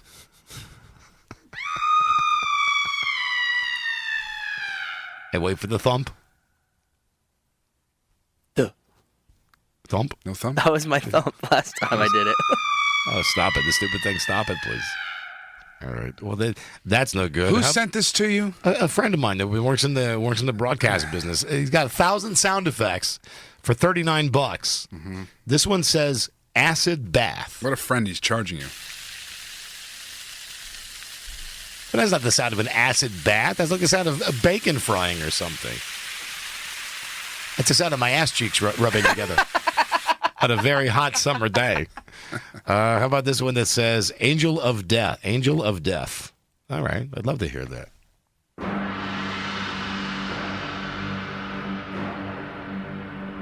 This is the music he was on in Little Joe's head. Yes. This is music Little Joe hears when he's sitting in church.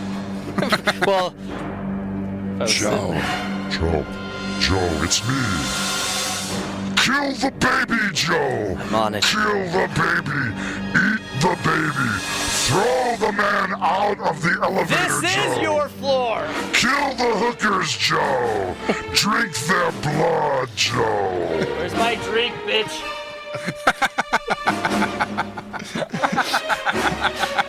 That's the music that Joe hears. Settle down, Pops.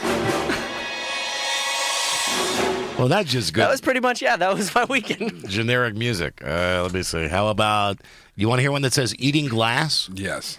I'd love to hear what it sounds like to eat glass. Carmichael Dave. That's Dave having a piece of gum.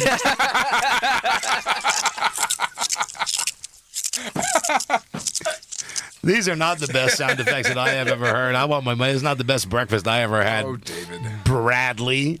Let me see. We've got falling into chemicals, falling down a well.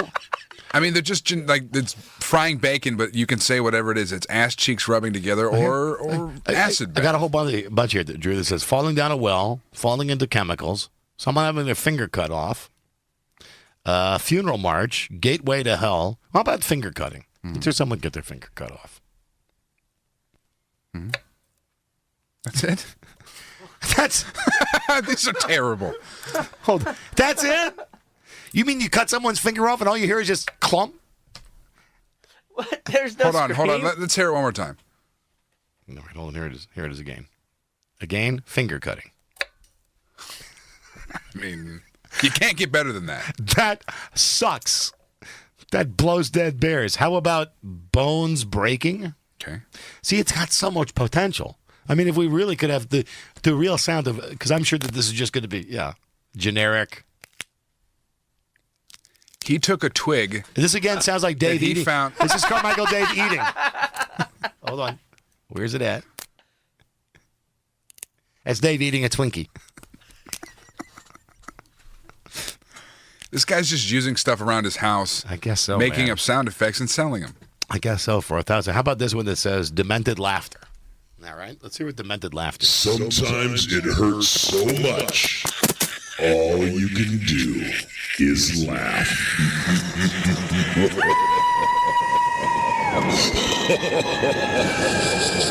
Jesus, that's awful. Well, this is $39 I am not spending. Let me see if there's anything on here. Dragon, eating glass, heard that one. Eye popping, falling in. All right, the last one, I'll give this a try. Falling into chemicals. Let's hear someone falling into chemicals.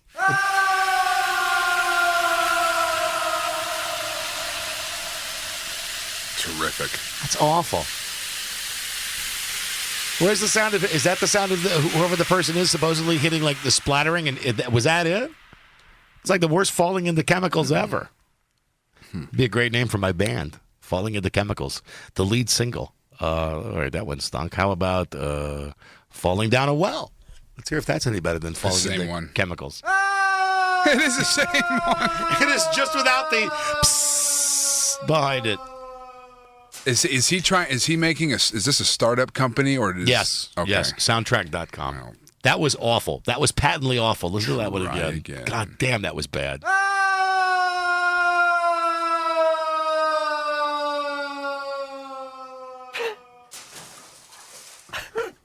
You know, that one's so bad, I might want to steal that one. What's wrong, boy? Lassie, go get help. I've fallen down the well.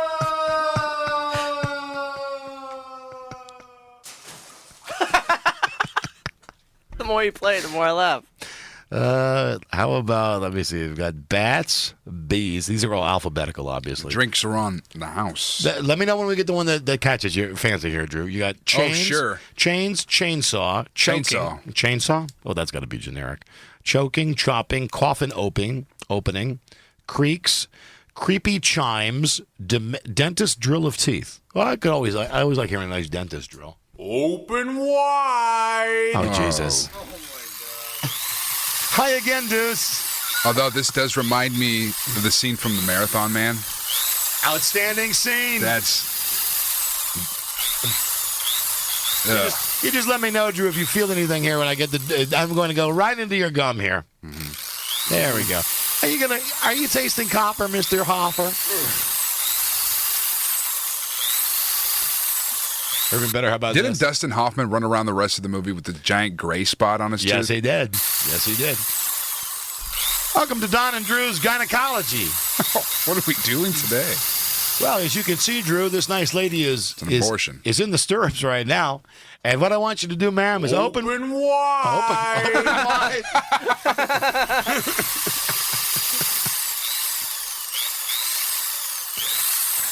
Oh, that's awful. That's not even a generic dentist drill. All right. The last one that we're going to play is going to be, and I've said that a million times. How about now? This again. It sounds so good. Sawing a body in two. And there's so many times on a radio show that you want the sound of someone sawing a body in two. Okay, come on, deliver this time.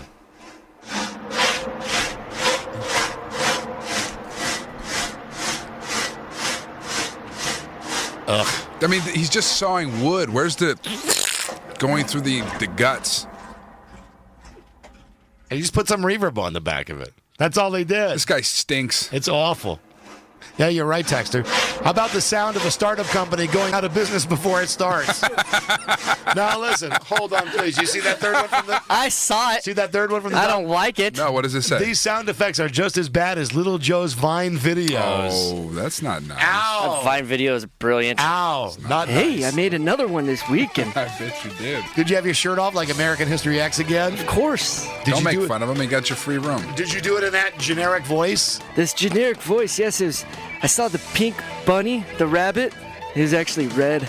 Oh, I saw your video about that at the airport. And did you really get a free room from the Maloofs? No. So you didn't stay at the Palms? Stayed at the Mirage. All right, good man. for you. Good man. Hey, have you heard about all the moves the Kings are making, sir? I'm very excited. Get Greg Odom. It's going to be good. It's going to be exciting times in Boise. Which one are you again? This is let's go with Gavin. Just the first name, please. Just Gavin. Be back, everybody. Don Geronimo on KHTK. I'm going to have to do my yearly discussion about, Jesus, how I hate Chris Berman. I don't know why ESPN feels the need to put him in other venues other than football. I can barely tolerate him on football. I'll tell you why, because I can tell that the guy's got a real passion for football. He's a real jock sniffer from day one, and he loves being around all the jocks and talking about football. Are we talking sports? Well, we're talking Chris Berman. Oh, okay. Which is kind of sports because he ruins everything, dude.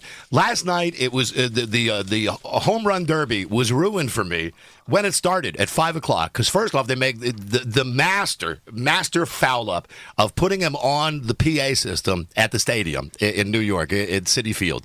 So he comes out in his big, loud, booming voice with 50,000 people, and he's so proud of himself when he comes out there. Hey, I'm Chris Berman. He kind of looks around like, yeah, it's me. And the whole thing with the nickname Boomer, which I've never really gotten. He's got the misfitting suit on, and he never wears a long sleeve shirt when he's got a suit jacket on. So you can always see his big, hairy ape arms coming out from underneath his jacket. Right. He's always got like the 2-day coating of sweat on him. And when he got up there and started pontificating about how great it was to be in New York with the greatest fans in the world, it was awesome, Drew, when he said, "Okay, left field, let me hear ya." And they go to the shot of the people in left field who are sitting there picking their noses.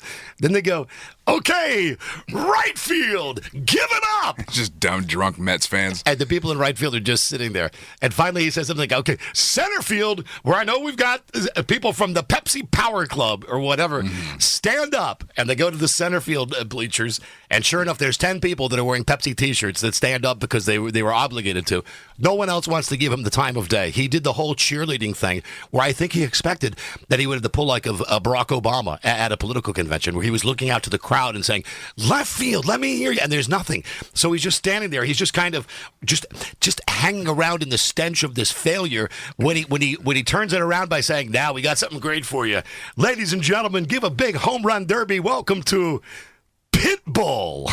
Oh, you know what? I missed this part of the All-Star, or the Home Run Derby. It only took 3 minutes for the whole show to be ruined for me. You just have too much Chris Berman doing sports. Listen, he's awful on golf. Like I said, I tolerate him during football, but during baseball, this whole stupid thing. Look at that.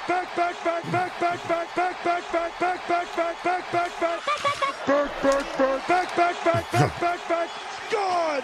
We have a chance. Showdown. Yankees 12, Red Sox 11. Jesus. Well, it's just one. He has one call. Back. That's all he does. Back. Here's Chris Berman. I don't know if this is from last night or from a previous home run derby. Here he is again with his stupid back. Got him. Back,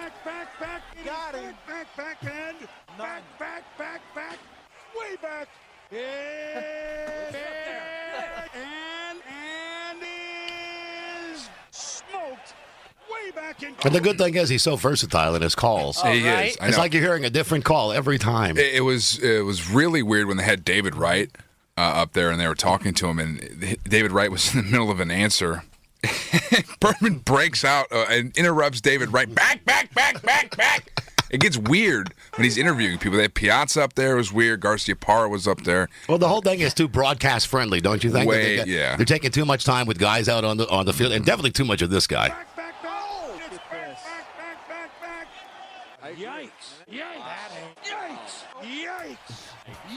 Yikes. Stop it. Way back up there. Way back toward the pool. Oh, Jesus. Back. And what was he calling Yoenis Cespedes? Ioannis. I don't even know what the name was that he screwed up on that guy. They messed up so many times. I know Buster called them Cepeda. I'm like going, wait, what, dude? I think my favorite moment from last night, and Deadspin caught it, was when there was a shot. Yes, there was a fight behind Garcia Parra and Piazza. With the fat guys in the stand? Yes. Big fat Mets fan. Now, what makes that better is that you take Chris Berman, you roll him in the stands, and you let some of the fans take off on Chris Berman. Oh, I'm sure somewhat. Now I'm watching. Back. Yeah.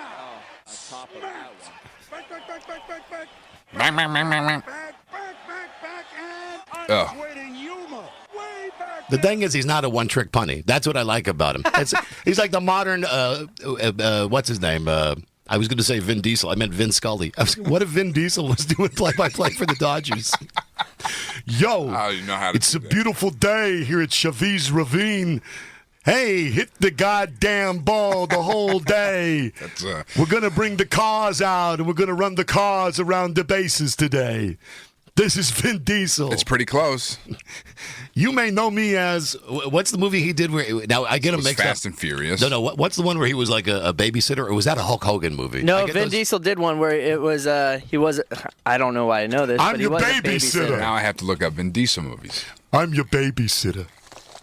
The Pacifier, that's what you're talking about. That's him. Yeah. My three favorite Vins would have to be Vin Scully, Vin Diesel, and of course, Vin Price. Vincent Price. Good old Vin Price. Like you know him.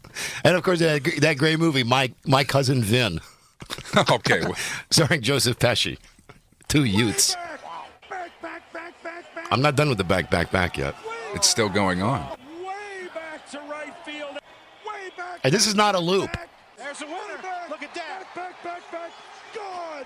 Maddening. I'll be seeing you soon. Goodbye. Well, I mean, you nailed it. I mean, the only time he's tolerable is when he's doing NFL highlights. I'll give you one more Chris Berman moment. Here's my favorite Chris Berman clip of all time. All right. My longtime listeners have heard this quite a few Understand, times. tonight is awful in here.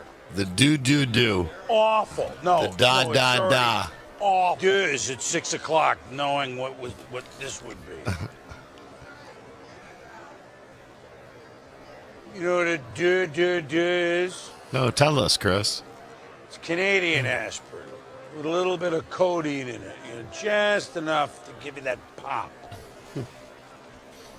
222s, does. I mean, you buy it over the counter up there, you can't here. It's like $10 up there, but it's like $100 prescription here. So you put it in all the corners of your suitcase. Do you have anything to declare? Oh, no. Chris Berman's smuggler. Does. You always hope to have one Blue Jay game a year. Can you picture him going to Toronto and buying like 300 codeines? Yes. Just getting messed up. Put him in his bag. You go to the Canadian CBS. It's funny. You have those bottles, 250, count of 222s? Yes, here they are. I'll take 4 of them. And they go, they always go, from the States, eh? You never take does? You're not, just a little drop. That's beautiful. He's talking about taking some codeine before a broadcast just to take the edge off. Yes. I kind of like that about him. Little 8% codeine never hurt anybody. You think he's a drinker? You think he likes to party and get down? Come on. Yeah. Did you not read on Deadspin about him a couple of weeks ago that he did a commencement address somewhere? Now, there was no video of this, and it's too bad. There was no video, no audio. But to a person, all of the people that were in the graduating class said Chris Berman gave the longest, most rambling speech, and he was obviously drunk. I believe it. Hey, Deuce or somebody, look at Deadspin. Yeah, Deuce, you're not doing anything. Try to look up Chris Berman drunk commencement address, because it was very recent. I have to have the story, though, because like I said, there's no tape to go Back to with. what this night is. I've looked at this one for 6 weeks. We ready to go? Back to you, Thanks, Al. Thanks, Al. He's just one of the originals that they never got rid of. What did ESPN come out with? 1979? That's when it first started to broadcast? Yeah, something like that. He's just one of the originals that just hung around. It's a war of attrition. You know, it's like that in radio a lot. When I look around the radio dial at some of the mediocre talent that's not only in Sacramento but all around the country, you can find in just about every city. There are some people who just suck. They just blow. But you know why they're on the air? Because they're on the air like they're cockroaches. Because every time someone gets fired, they just manage to hang on. And you get these people that have turned a real career. And the only reason that they're borderline successful in broadcasting is just because they waited long enough. I mean, I can think about, Drew, all the guys when I was coming up in radio, we would all get together and, like, after the show at one of the first radio stations I worked at, for the first 5 or 6 stations, we would all do stuff like party and go to Denny's in the middle of the night and talk about how we loved radio and, we would do anything for radio. And many of the guys that I used to hang out with, quite frankly, and obvious by today's show, are much more talented than I am. But the deal is that, like, the first or second time they got fired, they all said, you know what, screw it, I'd rather sell insurance for a living. And that's what happens to a lot of people in radio. That's one of the reasons. That's one of the reasons I really tell people, why are you a success in radio after 40 years? Well, because I didn't give up. I mean, that's the truth. So you just stick with it, and eventually you're just going to just string it out long enough to where you'll just keep getting a paycheck. Yeah, I mean, there are names of people who I won't embarrass at the moment. None of them in the fine CBS. Let me just say that nobody that works for the fabulous CBS Don. radio. But you know what I'm saying. There are. I hear you. Say anything, I hear you. We don't have to go there. Okay, good. Because I don't want to go there. Yeah, it's all right. I don't want to have to say Walt Gray. Because I'm friends with Walt and his hairpiece. Yeah. I got a nice note from my buddy Walt, and he is my buddy. How's he doing over there? Well, who knows? Does it fit the format? Who knows? Every time that I would listen to Walt Gray, I told you that it sounded to me he would talk for 1 second and go, "Hey, this is Walt Gray," and the next thing you know would be, "Heard it from a friend who, heard it from a friend who." Heard it from another, you've been messing around. I would have never have pegged him as a biker type guy, but apparently he is. He loves his Harley. He loves his toupees. He loves his Harleys. Anyway, I got a very nice note from Walt after my time slot was changed, saying, "Hey, awesome, I can listen again." And cool. You know what, Walt? Right back at you. Right back at you. Me too. I especially love when a radio station brings something like 2 for Tuesday. Oh, my God. What a concept. So wait a minute. 2 in a row by the Doobie Brothers? Oh, my God. And let me guess. China Grove and Long Train Running. Well, we didn't have to go there. Radio's so screwed up. 2 for Tuesday. No, it's not, Don. Sure it is. It's perfect. What an awful business this is. Like I said, just hang around. If you manage to hang around, like look at Deuce just made it through this last bunch of cost cutting here at the radio station. I guarantee within 2 years this young man is working for CBS management. I guarantee within 2 years he's not wearing those painter pants. He's not coming in wearing his hat at the crazy angle. He's coming in. He's got the tight look. He's got the 3-piece suit. He's a bright kid. He has a college degree. He's getting stuff done. That's the funniest thing I've heard. Isn't it? Craig has a college degree, too. College is worthless. For radio, I would agree. Yes, for radio. Well, I think in a lot of ways college is worthless, but here's my take on it. I never went to college, so all I know of people that went to college, and keep in mind, I don't know any smart people. All of my friends are stupider than me. That's the only reason that we remain friends, because I can barely hold the intellectual edge over them. All of them, all I hear from them about when they went to college is it was just a 4-year party. That it was just, 4 years of getting drunk and staying up all night and puking your guts out and cheating on tests. I've done that Yeah, since. but I wouldn't say, I mean... And I'm here from the standpoint of, dude, I knew what I wanted to do from the time I was like 8 years old. So when all of my friends were going to college and everything, I was already working in radio. It seemed like it would just be a ridiculous thing. I remember talking to college counselors because I had enough credits to graduate high school when I was 15. So I was debating, because my parents were making me debate if I wanted to get an early entrance. My dad was dying for me to go to this school, Northwestern, outside Chicago, this school that he went to. And he was dying for me to go there. And I remember I went to Evanston, Illinois, which is where this college was. My dad drove me. I'm 15 years old. And we're sitting down in the room and they asked me what I wanted to do. And I said, I want to be a disc jockey. And they looked at me like I said I wanted to kill babies for a living. What are you doing? They looked at me and they said, well, we have a real good communications department. And we looked at the communications department, and I was looking at this going, at that point I was working part-time in radio already. I'm figuring I'm getting more experience working at a real crappy radio station than I would spending 4 years going to college and working at a college radio station, which was the only reason that I saw to go to college, to be honest with you. And in the year 2013... forget about it. That's why I say a college degree is so overrated. Look at all your college graduates that are working at Dairy Queen right now. Well, even before that, when I was going to Sierra College in Rockland, I took one class. It was a witchcraft class. You took a witchcraft class? I did, just so I was enrolled. And like with what? With like voodoo and they taught putting pins in a doll? They taught all kinds of religion and witchcraft, all kinds of crap. I didn't really attend the class, but I got it. That's my point about college. But I got you took a class about witchcraft. But I got it so that I can get an internship here. Yep. I did that was years ago, and then I got hired, and then I didn't want to, because I like to smoke pot, and I know that I would just fail a drug test anywhere else. I couldn't be a CEO. What, are you kidding me? Sure you could. No. I mean, you could be. Sure you could. You could be a CEO of CBS. CBS is one of the last few companies that doesn't give you the P test. I like to do this with you every day. Oh, me too, dude. But I'm just thinking about, they always say where you're going to be in 5 years from now. 5 years from now, I see Deuce running this radio station. I see him wearing a button-down suit. Do you know where I see us in 5 years? I see doing this show right here, Don, 12 to 3. Maybe so. Maybe from a remote location, like the Bahamas or something. I would like to think, Drew, in 5 years, we had moved on maybe to, pornos or something, to putting out our own line of one can only hope of adult films. But I am still going to spend a quarter of my check on Powerball just in case. That's my boy. Hello, Steve, buddy. Hey, Steve, are you a college graduate, Steve? Steve.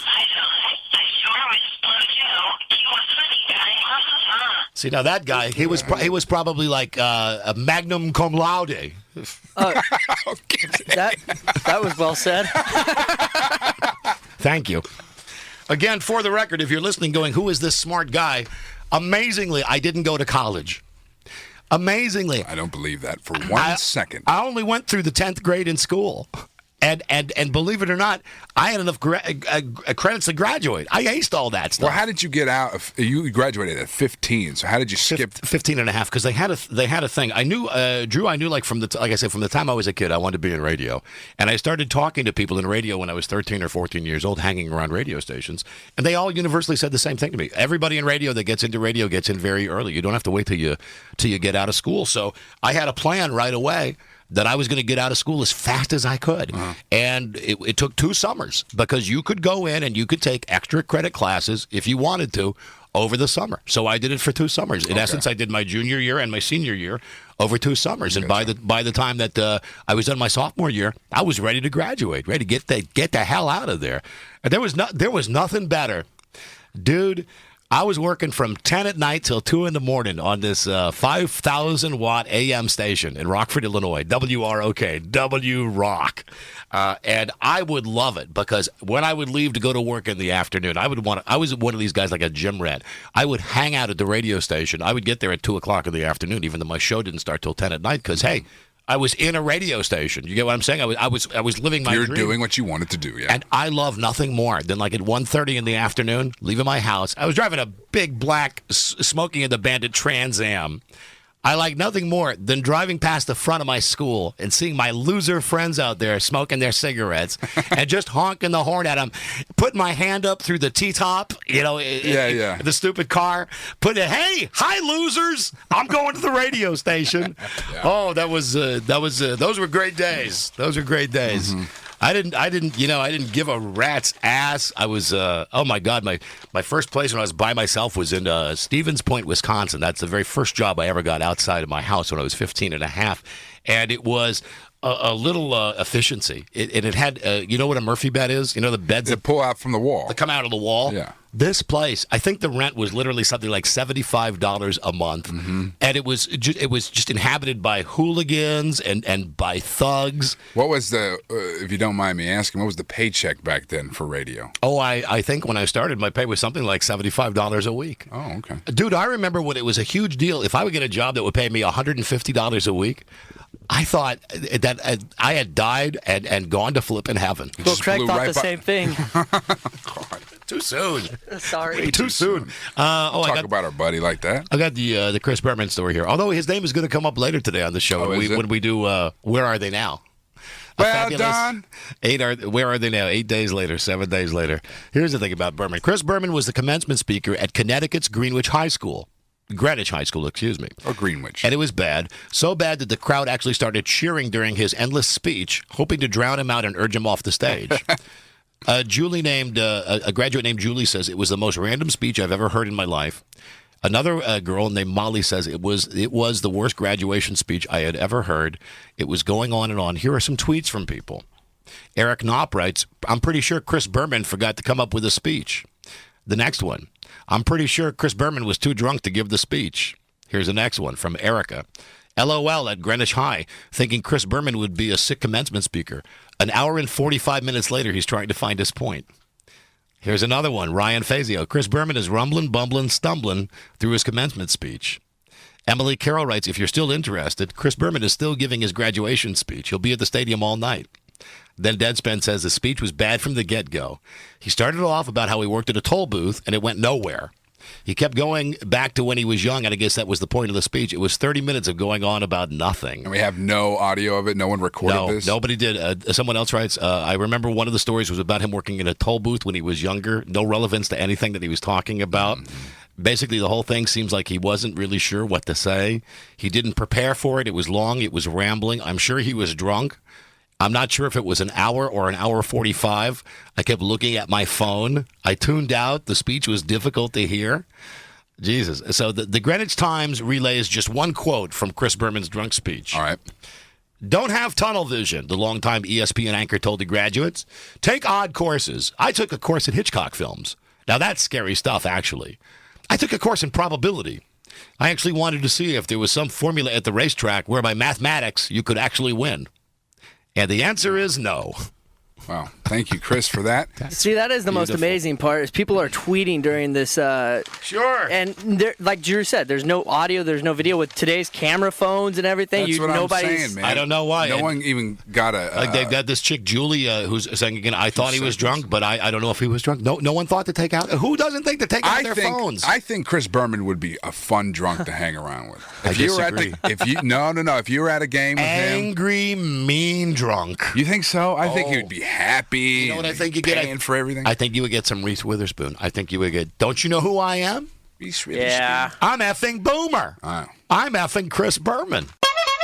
I've not gotten to the clown camp, the clown college. I mentioned this a couple of hours ago in the show. There are clown colleges. If you want to work at Ringling Brothers at Barnum and Bailey or the Big Apple Circus or whatever it is, there are colleges. And here is one. I believe it's in the state of Florida. It's the Mooseburger Clown Camp. A 6-day intensive training program. Moose out front should have told you. Designed to meet all the needs of people who want to be clowns. We teach all aspects of clown art, including hospital clowning, birthday clowning, parade clowning, magic clowning, balloon clowning, puppetry, face painting, and everything in between. That's John Wayne Gacy's Clown College. Our marvelous teaching staff will meet you at the performance level that you're at now and challenge you to be the best clown you can. What is this, Moose Knuckle Clown College? It is Moose Burger. Okay. The Moose Burger Clown College. There it is. Now, I'm on their website right now, and before I give them a call, let me tell you some of the things you can click on. It says, what's Moose Burger Camp? What do we teach? Mm-hmm. Who can join? Mm-hmm. What makes us different? Our students love us. Registration information. Let me go to what do we teach? You know, this is in Minnesota. Oh, is it really? Yes. All right, dude. What do we teach? You'll meet with the same instructor, with the same clown instructor, every morning from 9 a.m. till 6 p.m. Wow, that's a long day, dude. Yes. And you will study one of the 9 topics below. How to fondle and not get caught. Let me see. Here are the morning courses. Balloons. All right, you balloonatics. It's time to twist. Ew, did they really write balloonatics? Yes, that's what it says. We've been professionally twisting balloons on stage in living rooms and at restaurant tables for decades. Let us teach you the in-depth twisting lessons. Here's the second thing you can learn. Birthday routines and show routines. Put your shows together using your comedy magic, your child management skills, adapting your character, and more. Here's the third. You learn Clowning 101. The fourth topic is the colorful and fun art of face painting, followed by comedy magic, comic movement, hospital and caring clowning. Now, let me read about this. Hold on a second. Clowns serve a deeper purpose than mere diversion. You know why I don't believe in this? 2 words. Patch Adams. Yes. I swear to God, if I was a kid and Patch Adams came into my room, I would say, "Excuse me, nurse, can I have a glass of cancer, please?" Yes. I'd much rather have the giant ball bag like they do in Brazil for the sick kids that come to visit you. But I want to ask, what has to go wrong in your life? For you to be a clown? Yes, that you have to sign up. Because all these people in these pictures, they're in their 40s, man. Of course they are. Well, they want to be clowns. Well, let me just call 20-year-olds here. There's a phone number here. Why don't we just call? Yeah. Because I'm not. Here's what it says on the bottom of the website. I'm not sure if I want to be a clown yet. Because that's where you click if you want to join. Mm-hmm. And then there's another one that says, yes, I'm sure I want to be a clown. Click here to register. Let me just call them, though. 132. Oh, this is my favorite part of the show, is just calling the world now. 963. And should I call for myself or should I call for someone else around here who would I'm very interested, Don. Make an outstanding clown? Very interested. Deuce has nothing to do, and he misses that one. Burgers in the costume shop. This is Katie. Yes, hello. Is this the Moose Burger Clown Arts Camp? Yes, it is. How can I help you? Well, hi there. This is Don Geronimo, and I'm a very famous disc jockey from California doing my radio show right now. And I don't know how to tell you this. I'm so into clowns, and I was telling the guys on this show about clown colleges, and we did a Google, and for God's sakes, here you are with the fabulous Moose Burger Clown Arts Camp. Now, let me ask you something. Is the clown camp still open? Well, yes, we run every year, but we're actually full for this year. We have a waiting list. So, Don, if you really want to join us for a week of clown arts education, we can put you on the waiting list. No, you have a waiting list for people that want to be clowns. Can I ask, how much is it to go to your clown school for a week? $925. Whoa, hold on, honey. $900. Now, do you give me a clown suit for $900? No, but that's a huge investment. Yes, it is. Costume. I was thinking I want to be the clown that throws stuff on people. I like the clowns that have the. You want to be the Miggs clown? That's what they have. The what clown? The clowns that have the little flowers on the edge of their shirt, and then it squirts something on them. Except I want to squirt stuff like battery acid, like the Joker. Like the Joker. Not a very nice clown, you would. No, and that's the whole thing. My name is going to be like a takeoff on Bozo. I'm going to be Bozo, but I'm Bozo, the bad brother of Bozo. That's a great question, Don. Do you come up with the names, or can we create our own? Well, a lot of people come up with their own. What usually happens is it's an old family nickname that someone's grown up with, or something happens to them. Like, for example, this happened a couple years ago at our camp where a girl came in. She was dead set on having the name I think it was tulip or rose or some sort of flower. Yeah. She really wanted something feminine, delicate like that. And then something happened during 1 week. She was carrying something down the steps, tripped and fell, and everything she was carrying just went all over the place. And someone said, "Nice going, Twinkle Toes." Oh, and that was see, you know what that is? Oh, right. Perfect. There you go. Twinkle Toes. So, it was just fate. I got a guy that works here at the radio station. His name is Dave Carmichael, and the only thing that I think would not work that would not work in Dave's favor is that he has very bad teeth that are like from a rabid dog, and I think the Like a problem would prison be riot. when you put the white stuff all over Dave's face. I think the teeth would contrast. So my question is, do you offer for any prospective clowns like Carmichael Dave? Do you offer like a teeth whitening service? Yes, he would look like it. No, but that's actually a more common problem than most people would think when you become what's a white face clown, because there's a few different types of clowns. Right. The white face. And then there's the auguste, which is where just it's mostly flesh tone, but a little bit of white around your mouth and eyes. And then there's that White face. hobo with with the fake.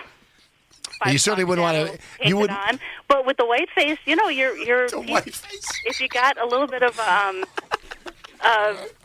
yellow teeth, sometimes people just say, you know what, how about you just do a closed mouth smile? Okay. Let me ask you about. Generally speaking, how would you feel about clowns smoking? Do you urge your clowns to smoke in front? Like, I understand if you're in front of not. little That's kids, maybe not. Maybe not, but I would think, and in the old folks' homes, would I be stopped from smoking there if I was doing my show because of their helium or their what do you call it, their oxygen? Oxygen tanks? Yes. You got to be very considerate of all the people around you, especially if you're going like a cancer ward or right. a nursing home. Oh, yes, you don't want to be smoking. In your clown costume anyways.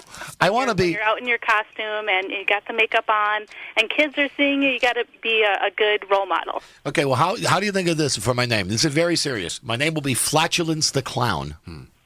And when the kids pull my finger, I let one rip. I'm Flatulence the Clown. So you have to have one special talent. I mean, you have to do everything, but there's got to be one thing that you do. That's really my talent. Well. Yes. Big smelly ones. Yes. Kids would love that. Everybody loves that. Kids with cancer, old people.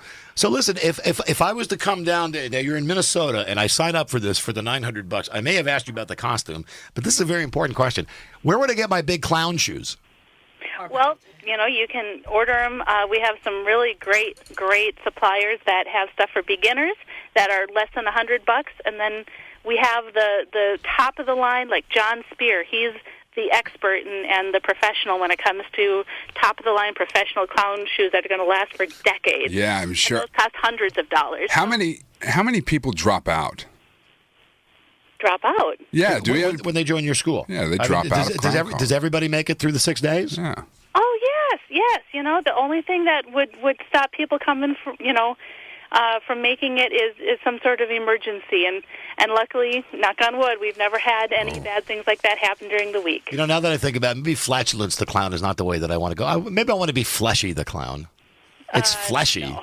Just with my big belly. Just a white face. Wrong idea about clowning. Oh, no, we don't. Yes. I think maybe I want to be an evil clown. Now, let me ask you this. Like in a Stephen King Like book. Pennywise. You don't put down when it comes to scary clowns. All right. Oh, my. No scary Dylan clowns. Moosberger, the founder of Moosberger Clown Arts Camp, has written extensively about the bad press that clowns have gotten because of movies like It or Killer Clowns from Outer Space. Some of my favorients. Oh, dude, have you ever seen any of those other creepy clown things that just keep John Wayne Gacy? That really bad example. And if like you said, you Googled and found our website. Well, if anyone else listening goes to moosburgeronline.com, checks out our newsletter, you'll see all the articles that Priscilla's written about trying to stem the backlash of bad. I got another name. How about if I was Wee Wee the Clown? I'd be the clown that couldn't control my bladder. Oh my goodness! Just come out in a big adult diaper. Hey kids, it's Wee Wee the Clown. And my clown friend could be Poo Poo. Could be Wee Wee and Poo Poo. Awesome. And only $900 a person. All right, listen, if I am to pay the money and come to Minnesota for this now, do you put me up like in your house or something, or do I have to rent a hotel room as well? No, that includes your lodging and all your meals. So you get to hang out with the other clowns. Center right on the lake. Now listen, beautiful. I'm a big eater. Shocker. That's okay. Does it matter? Family style buffet. All you can eat. Does it matter if I'm a fat clown? No, not at all. We don't discriminate. I'm a fat clown with yellow teeth. And listen, also, how do you guys feel about medical marijuana for your clowns? Like I said, you got to be a good role model in and out of clown costume. So no smoking in public. No Captain Spaulding. No drink. I guess drinking is out of the question. Absolutely out of the question. Absolutely out of the question. Well, gosh, I don't know. I'm thinking of either being fleshy or flatulence, but I want to be a clown. I'm going to get my money together. I want to thank you for your time there at the Mooseburger College, the Mooseburger Clown Arts Camp. Can I ask, lady, how did you get into this racket? How did you become the lady that's answering the phones and answering questions about a clown camp? Well, unfortunately, it's a good question. Thank because you. the boss, Priscilla Mooseburger, is out of the office right now, so I answered the phone instead of her. Otherwise, you probably would have been speaking to the moose herself, and she would have been able to answer these questions much more definitely. No, you're so much better. Now, let's ask you. You're very friendly. Have you ever in your own private life, have you ever seen on the internet clown pornography? No, and I suggest no one else should go look for that either. I agree. Anyone that does that is sick. Anyone that goes to clownporn.com is sick and needs to be slapped right upside the head. Right upside the head. What about girl clowns? Do you allow girl clowns? Girl clowns? Yeah. Is it just for men? Oh, Drew found some clown porn. Is it just for men or for women too? Yeah, the story about Twinkle Toes. Yes, that's right. Oh, that's right. So girls can be clowns. Sure, they can. Of course, girls can be clowns. Girls make wonderful clowns. Is there any sort of? Women can be funny, you know. Okay. Sure, they can. So there's no. You don't have any branch at all, like for adult clowns, like for like bachelor party clowns or something like that. Oh yes. Those I would venture out to say that people who are in that sort of business are not clowning for the true spirit of clowning, which is smiles people and making their day brighter, and not for twisted.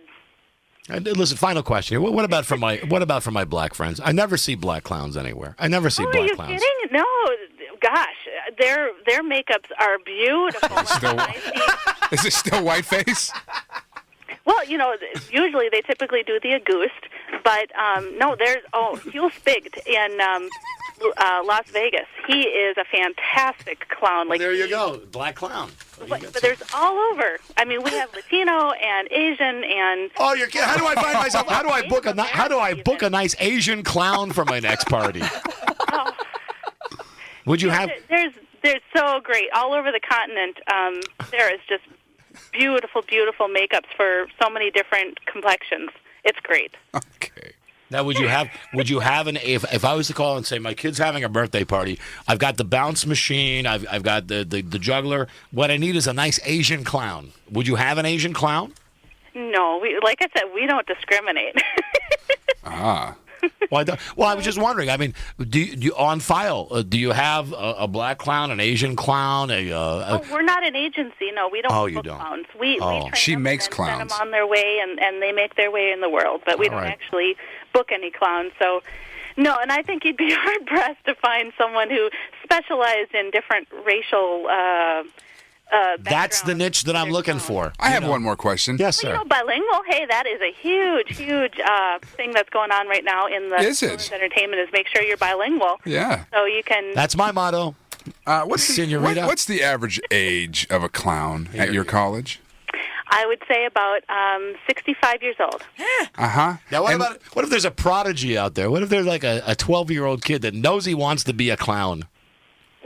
Well, there's a lot of them actually, but our minimum age is 17. Oh, 17 is the minimum. But most of the people are retirees, empty nesters, people who just have kids that left the house and they're ready to give back to society, and they're retired and they just don't know what to do, and they just want to make people happy. How many former DJs do you have in this thing? Any radio people at all that I might know? You would be surprised. We actually have had 3 in the past 16 years of doing this. We've had 3 radio DJs come through our doors here at Moose Camp. Steve Bryant. Clowns. All right, listen, it was wonderful talking to you. I want to thank you so much for your time. And let me give you a plug again. What was your website? Let me give you a free plug on the radio. Mooseburger, and that's just like the animal, just like the sandwich, mooseburger.com. Beautiful. Hey, thank you for your time. It was nice talking to you. All right. Bye-bye, honey. Bye-bye. So sweet out there, aren't they? You're a damn clown, though, Drew. Go get yourself some white face. White face.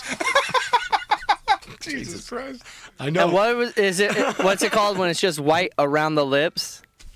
Goose something? That's called a job well done. I don't even know. Amen. I just did a search trying to find Asian clowns, and Donnie, not a you're lot. just not plucking in the right words here. Hold on, not a lot shows up, but I did find a webpage for Bruce Johnson, a.k.a. Charlie the Juggling Clown. Is that VC Charlie? Let me see. He's a clown. He's an Asian clown. That's all it is about him. Good for him. And how about the average age? 65.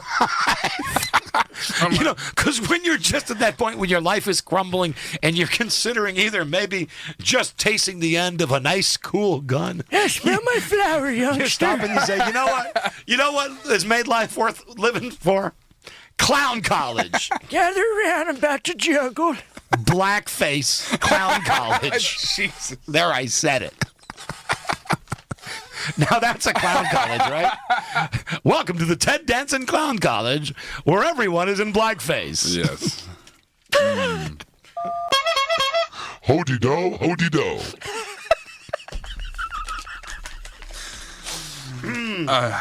Let me see. Asian clowns and percussive sounds on YouTube. Asian clown alleys, clown organizations. Hold on a second. What the hell is this? Clown organizations and groups. Clowns of America International in Englewood, Florida. What's the number? 941-474-4351. Clowns are rioting out there. Yes. And their clown hoodies.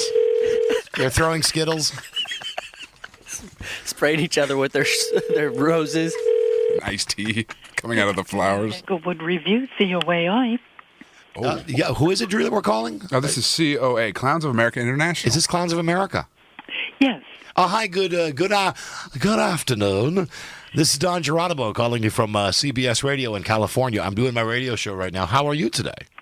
Very good, thank you. I am a clown aficionado, and have been making some calls here on my radio show about signing some of the guys up on my crew into Clown College. And can you tell me a little bit about your organization? Well, let me... please hold, and I will put you in contact with someone who can. Please hold. Thank you. And you are Don Geronimo. Don Geronimo, yes. Okay, hold on, please. Famous disc jockey person. She sounds like she's doing squat thrusts over a party hat. You might know me as Fleshy the Clown. What a weird woman. Or Flatulence the Clown. Hey, kids, look at my pendulated belly and pull my finger. Very creeped out by her voice. Hey, kids, do you know how food comes out? That's what I would do. I would be the scat clown. Hey, kids. Hi, this is Tom. How can I help you? Hi, Tom. This is Don Geronimo, disc jockey from CBS Radio in California. How are you this afternoon, sir? I'm fine, thank you. I'm just calling. I was doing a web search here in my radio show talking about clown colleges, and I was wondering, I'm thinking of sending some of the guys on my show to a clown college or clown school, and I was wondering what kind of services you offered. Well, we're a membership organization, so I really don't offer services like you're looking for. Oh, darn it. Have you ever heard of Fleshy the Clown? No, I'm sorry, I haven't. Fleshy? I thought he was big in Florida. All right, so you guys are not a college where I can teach my guys how to be clowns. Can I ask what you do in reference to the clown world? We're a membership organization, and we provide education through our magazine. We have a yearly convention. It's a group of people that get together that are clowns. And do you teach like whiteface? Do you teach how someone to put the white face on to become a better clown, or do I have to learn that? We don't really teach it. I mean, at the convention there are sessions where you can go and learn how to do this stuff. So you're just like an agent for clowns. Not really an agent. Not at all? I was wrong? It's just that, we're an association of members. So what is it you do here? Are you an association of clowns? Yeah, it's an association of clowns. We bring people together and we work with our members to help educate them Well, listen, but we don't have a school per se. You know, we have the convention where we've got right, your clown convention. Yeah. Well, excellent. It's fantastic. Well, actually, we had a convention 2 years ago in Anaheim. Oh, we missed it. Darn it, we missed it. Well, listen, I want to thank you for your time. Would you like to plug a website or something as long as you're on the radio? Because I'm just calling all these clown places trying to give them some free PR. Sure. We're www.coai.org. You got it, dude. Thank you for your time. Thank you. Bye-bye. Bye. He was naked. An awful human being. He was naked. He was. What is with everybody at that office? It was weird.